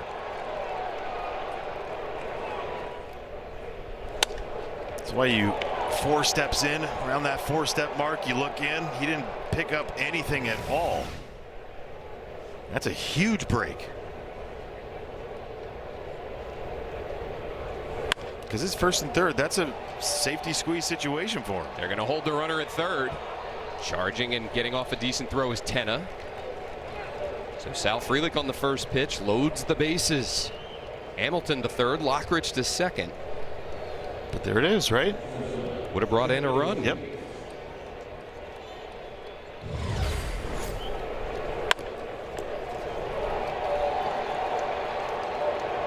Jose Tenna charged that ball incredibly hard.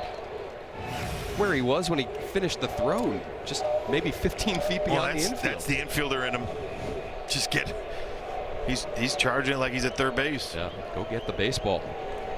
They're loaded for Joey Ortiz. Squares to bunt, pulls back and takes ball 1. Easier situation right here because you don't have to play for the tag. Go for the force out at home on a safety squeeze if you're Luis Garcia Jr., Brad Lord. They're going to play a 3 depth in the middle. So if it's hit softly, you're going to have to charge it, come home. If it's hit hard enough, like a 1-hopper, you have a chance at double play. Sinker misses in, and it's 2-0. They might back up a little bit more, too, now. Lord at 37 pitches, and nobody warming in the Nationals' pen.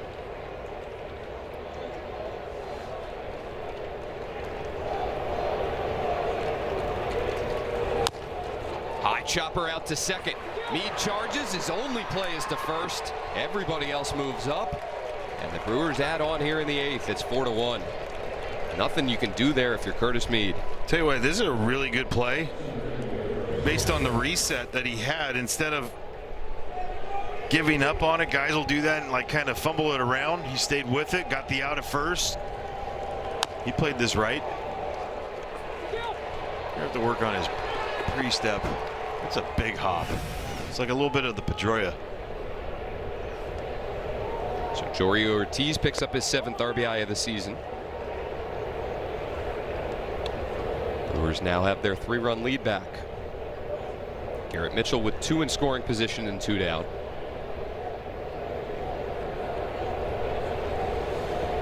Just unfortunate because he got the pitch. I mean, 2-0 count, you get that.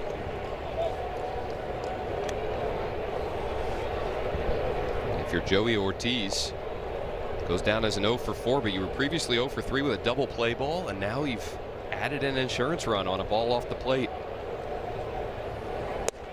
Slider misses in, and it's 3-0.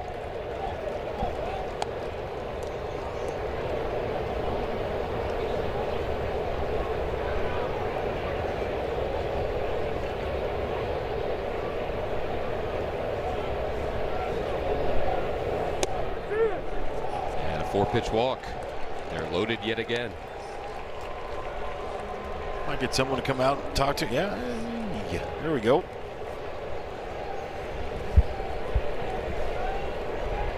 So Matthews sends a little frustration from Brad on that. Understandable. I mean, you make your pitch, but you got to get into that next one. That's what.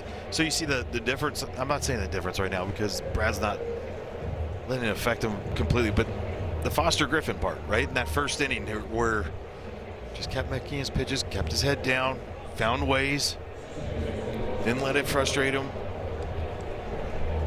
If it did, we didn't see it. Right. Trevor McGill warming for the Brewers. Nationals faced him in that series in Milwaukee a few weeks ago and frustrated the heck out of him with a few bunts. So Bryce Terang with him loaded here in the 8th. First pitch sweeper in there for strike 1.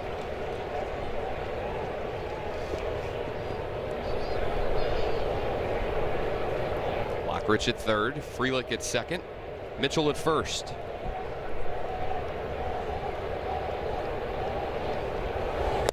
Swung on and missed. 95 from Lord. 0-2.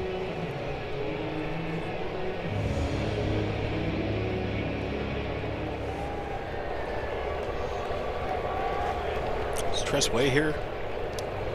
Might be. Bryce Terang's brother-in-law, Commander's punter.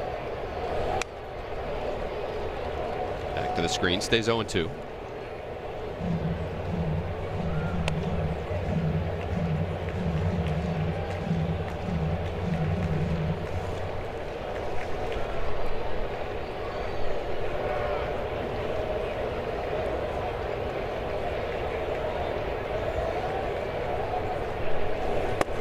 Talking to Pat Murphy yesterday about Bryce Terang.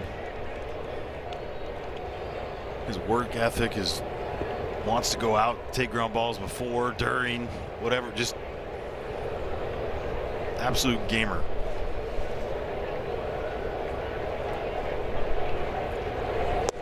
Backs away from the sweeper, and it's 2-2. See that hockey puck knob of the bat that was so in vogue a few years ago. Don't see many guys using it today. Just changing that weight distribution a little bit. It's a giant bat. It's like 35 inches. Lord's 2-2. Running away. Terang slaps it foul. I feel like he's broken a few bats this series, huh? Yeah.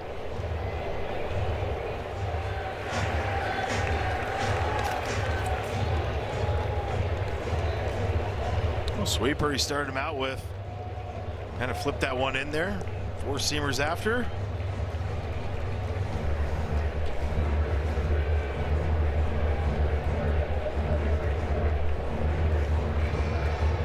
Got to keep it here if you're Brad Lord. 3-run game, top 8. Bases loaded for Milwaukee, hoping to add on. Another 2-2. Missing in. Just yanking that 4-seamer. Just enough, right? Just he has the right idea. Just overcooking it. Out to throw his 50th pitch of this outing.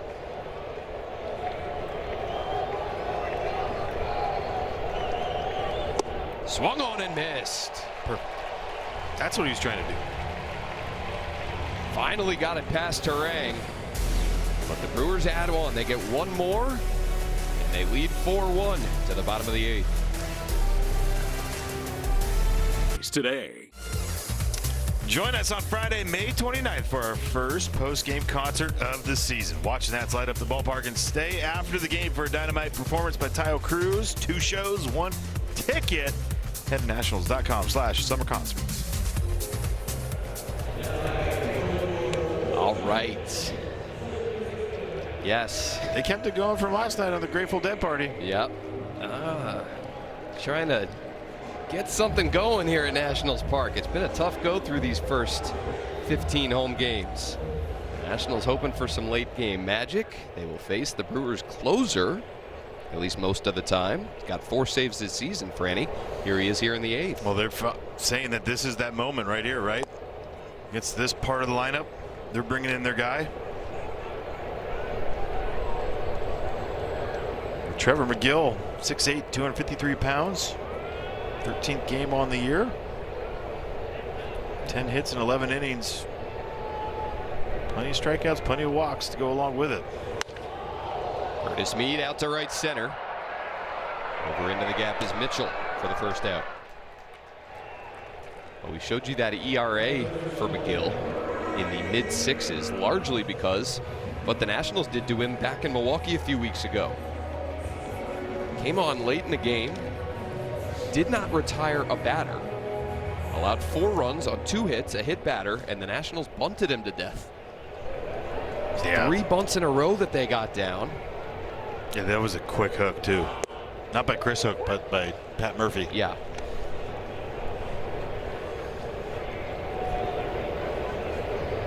Starts Brady House with a fastball for strike 1.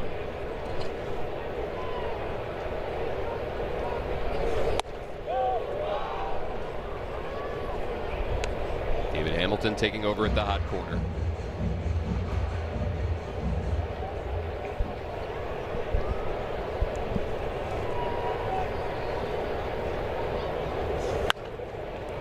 Got to the high fastball, but fouled it off. 1-2. Well, 98 on the fastball right there. Goes at 56% of the time. A curveball.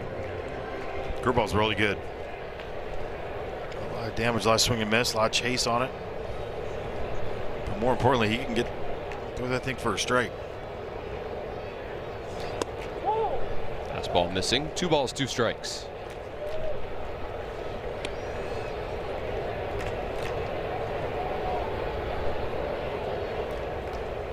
Should we tell Gary that he's 0 for today when it comes to the ABS? The ones that he has held on to afterwards, he's been way off. He's been good at it too.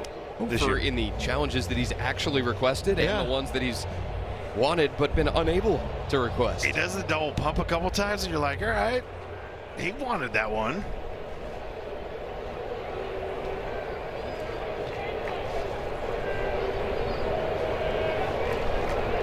Now still 2-2 to House. Breaking ball popped up. Bryce Terang, and there's 2 away. All the way back to that game, Joey Waymer. First bunt base hit. Well, first bunt since college. And then the safety squeeze, Jordan Vivas. Touched home plate, Drew Millis challenges McGill again. Very next batter. All hell broke loose. He got out of the game after that one. What a beautiful thing.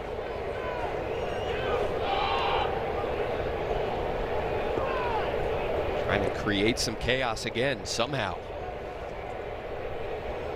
Abrams bats with 2 down.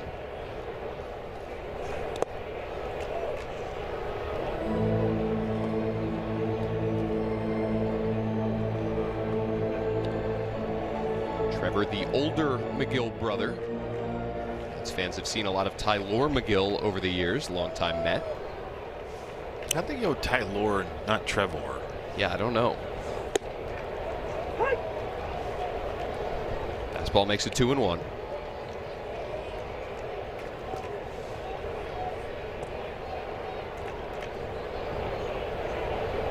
Weber, an all-star last year for the Brewers. 30 saves. Low strike. Yeah, CJ wants the challenge. That looked like the other ones that have been low. Jordan Baker missed a few at the bottom of the zone today, including this one. Ball's overturned. Washington has 2 left. That's correctable. I mean, he's a guy that likes the ball up. I mean, he's 6'6", 6'7". Jordan Baker is.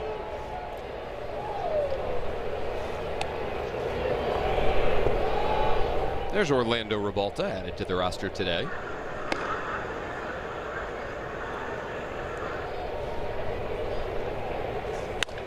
Abrams a ground ball over to second. Durang fields the in-between hop. Throws out Abrams, and the Nats go in order in the 8th. And now better sandwiches, Papa John's. The teammate I think would make the best Jedi is Cade Cavalli. I'd go with James Wood. I'll go Trevor. I feel like Mitch. I don't know why, but I feel like he would just, I don't know.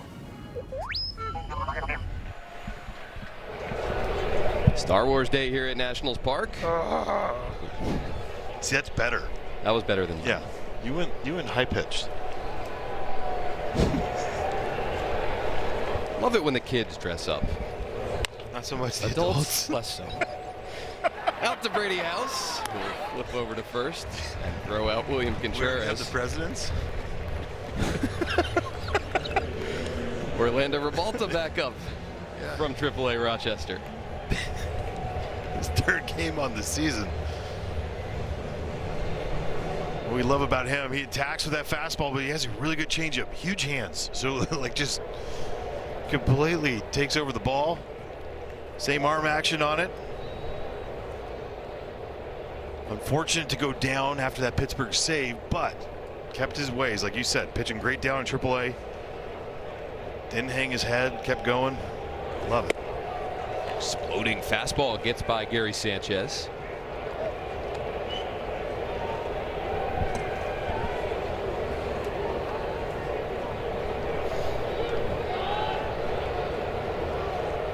Sanchez 0 for 3 with a walk today. Slider and downer.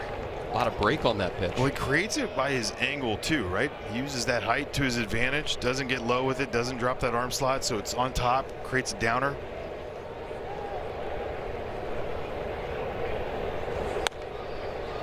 Sinker sitting middle of the plate, fouled off. 1-2.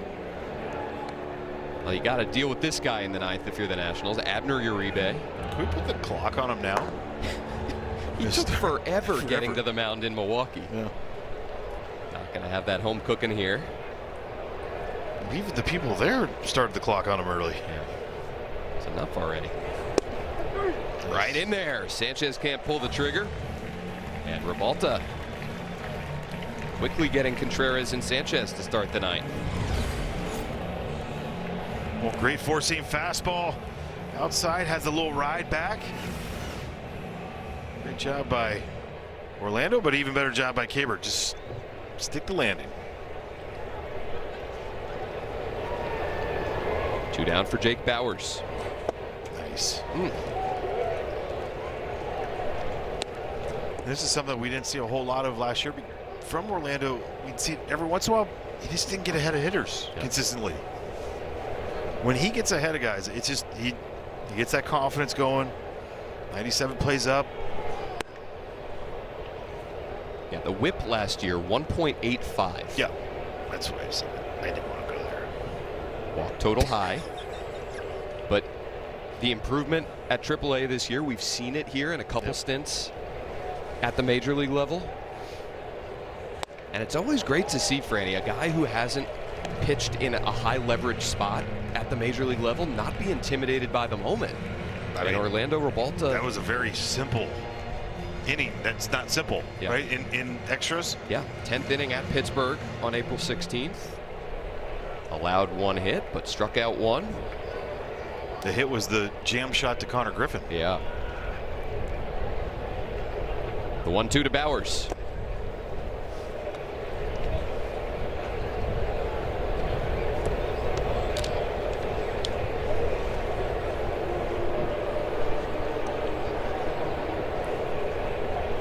Nationals due to send young Lyle Antenna to the plate, bottom 9. Had a wild one at 98, 3-2.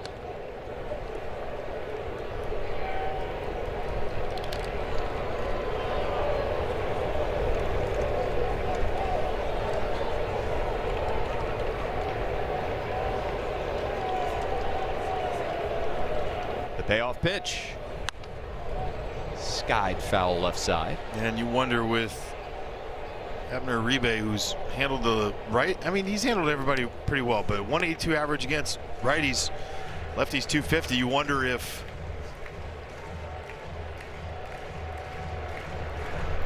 Jordan Bibas comes off the bench to start it. Yeah. Bibas and Millis, the 2 remaining bench players for Blake Butera. Another 3-2. Another foul ball.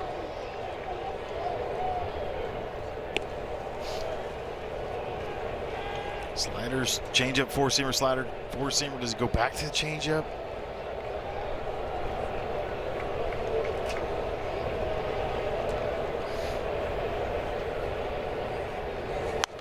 Stays firm. Fastball fouled away. I like that. I mean, look, at the end of the day, I challenge him.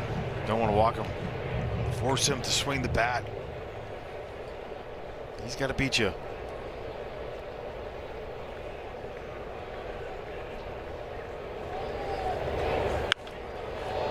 This one playable. Jose Tena drifting towards the line. So Orlando Rebalta does the job yet again. Retires all 3 that he faces top 9. The Nationals trail by 3 to the bottom of the 9th with Jacob Young set to lead off. Full of your wallet. It feels good to Geico. Abner Uribe out of the Milwaukee bullpen. His team leading 4-1. 25-year-olds from the Dominican Republic will try and close it out. And that's hoping that young Lyle Antenna can get something started. And 2 for 3 in his save opportunities. 14th game on the year. 9 hits in 11 1/3 innings.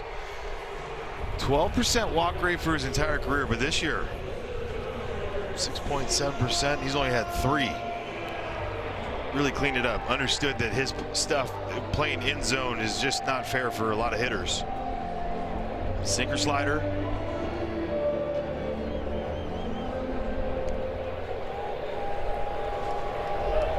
Was credited with a blown save in one of his 2 appearances against the Nats in Milwaukee a few weeks ago. 2-seamer. In there for strike 1 to Jacob Young. It's just filthy. Young faced Uribe in that series at Milwaukee, doubled against him.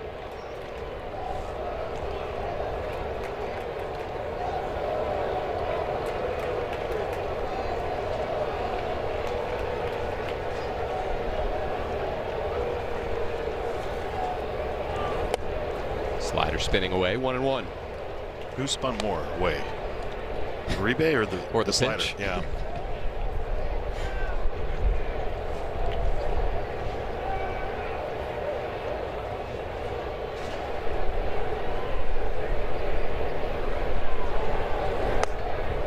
Sinker missing, 2-1. A lot of guys complaining about the mound today. Keep looking back when they finish. Yeah.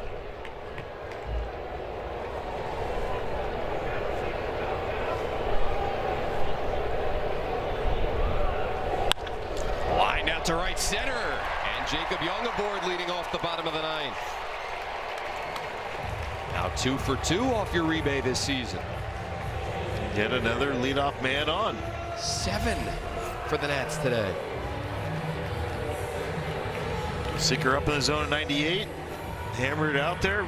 Great job by JY. Here we go.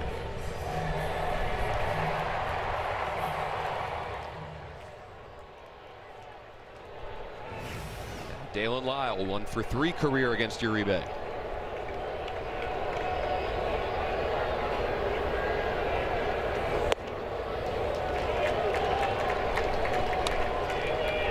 Dalen 0 for 3. Reached twice yesterday.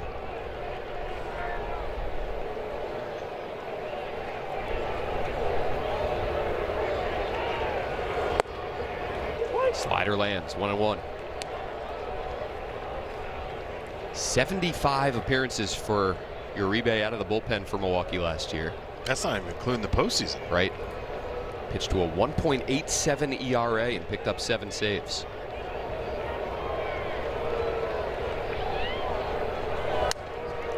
Fouls off the sinker running down and away, 1-2. Again, a lot of his stuff had to do with just control. Right. These 2 years really bringing that career walk rate down. This year especially, but just in zone, it's tough to hit. Or square up, I should say. The 1-2.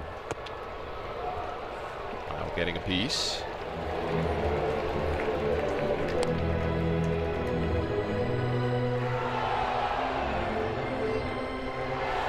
Jose Tena on deck. Luis Garcia Jr. to follow.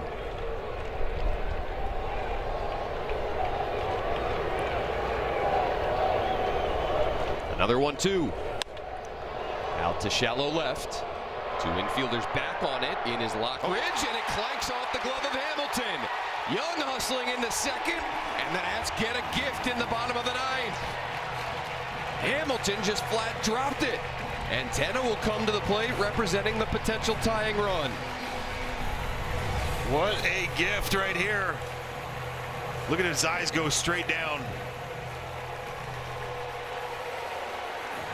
Started backing up on that, took his eyes off it. Great job by Jacob Young too, because he never turned his head to look to first base ever and just give up on it. Kept his eyes on the ball like you're supposed to the entire time. That is a crazy shirt right there. Wow. That's Charlie. Never know what he's going to wear. So Young aboard on a line drive single to right center. Lyle aboard on an E5. And Jose Tena, who doubled his last time, will try and keep this 9th inning rally moving.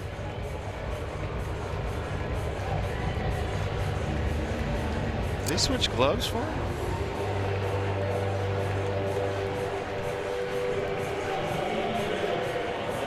For Hamilton? No, for Uribe? I think they did. Yeah. Never seen pitching coach come out with. Yeah, that one looks like the EOG.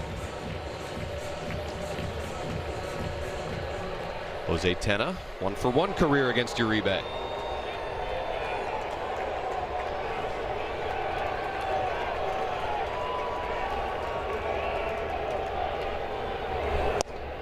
And he takes ball 1. Last time Nats came back from a deficit of 3 or more runs in the 9th inning to win.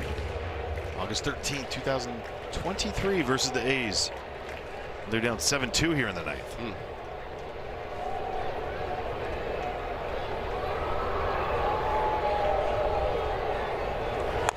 Tena fouls it off. I want to say Jeter Downs might have been a part of that comeback, potentially the walk-off hit. Nats legend. Great pull.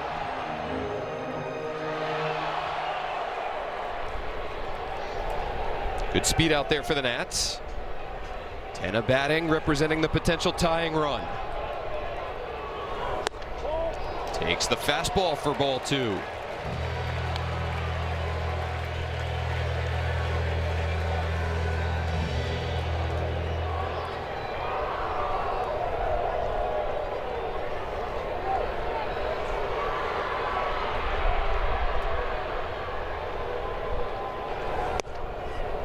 That sinker in there. 2 balls, 2 strikes. Neither team excelling with risk today. Nationals trying to give their home crowd something to cheer about. The 2-2.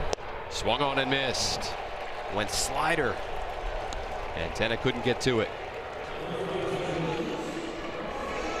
Just got a little big on this swing right here, but a great slider. Thought there's going to be a little bit more tilt to that one, and stayed up. Now Luis Garcia Jr.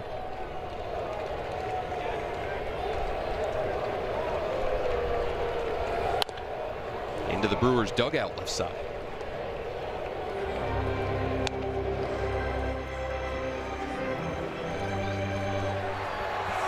I feel like they're just going to try to stay down in the zone against Louis. Got to try to elevate him. See Jorbit Bibas, who has come out to pinch hit on deck. Ready to bat for Keibert Ruiz after Garcia. To the outer edge. Got 2. 0-2. That might have been 1. That was pretty close. That might probably been a strike, but as it shows right there on our box. Can't take him with you. No.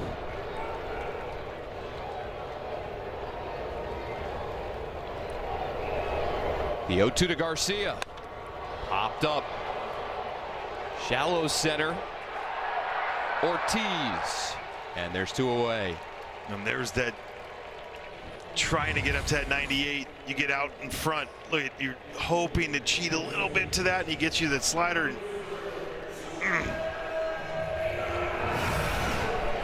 That happens. I mean, if you see some of the discrepancy like that, it's easy to cheat. So now Jorbit Bibas, the Nationals' last hope. Go bat for Keibert Ruiz. Try and find a way to extend this game and get James Wood to the plate.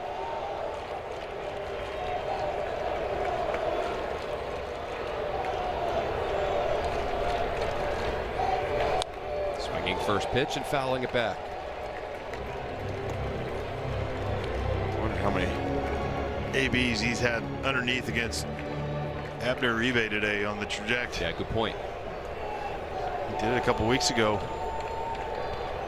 It's Ryan Stanek, which led to a James Wood home. See what I'm doing there? We're doing all we can. 1-1 to Bibas.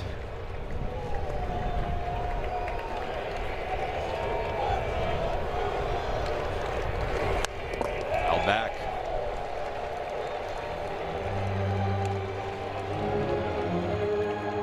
Brewers looking to improve to 18-14 on the season. Nationals trying to find a way to come back and set up a rubber game tomorrow.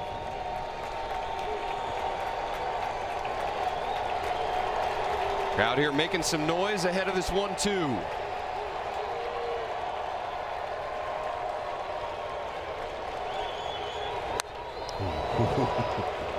Good swing. 99 there from Uribe's. Firmest heater of the appearance.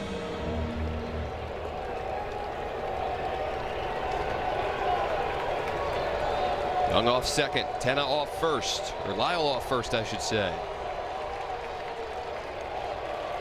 Uribe's 1-2 is fouled off again.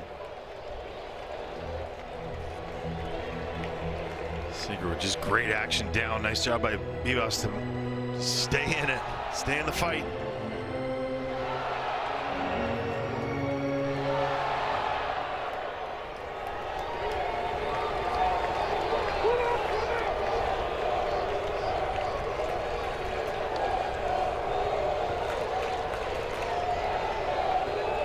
Bibas asked for time. Now Gary Sanchez will head to the mound.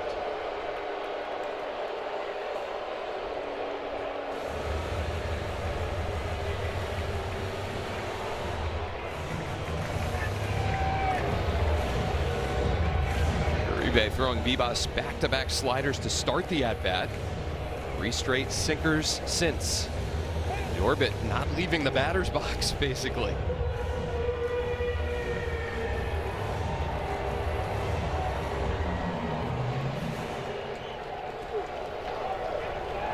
James Wood on deck, hoping for a chance.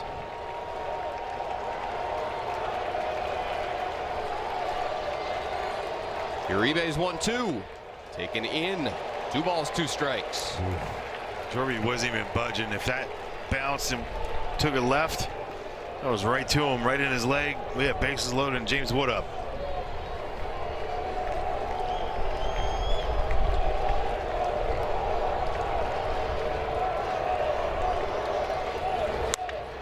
Ground ball right side.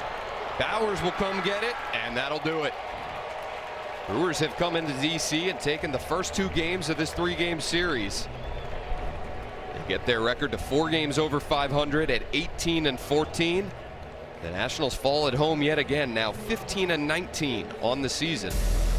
4-1 our final score here today. Only single runs in both of these 2 games thus far for the Nats. Alexa Dat up next with National Postgame.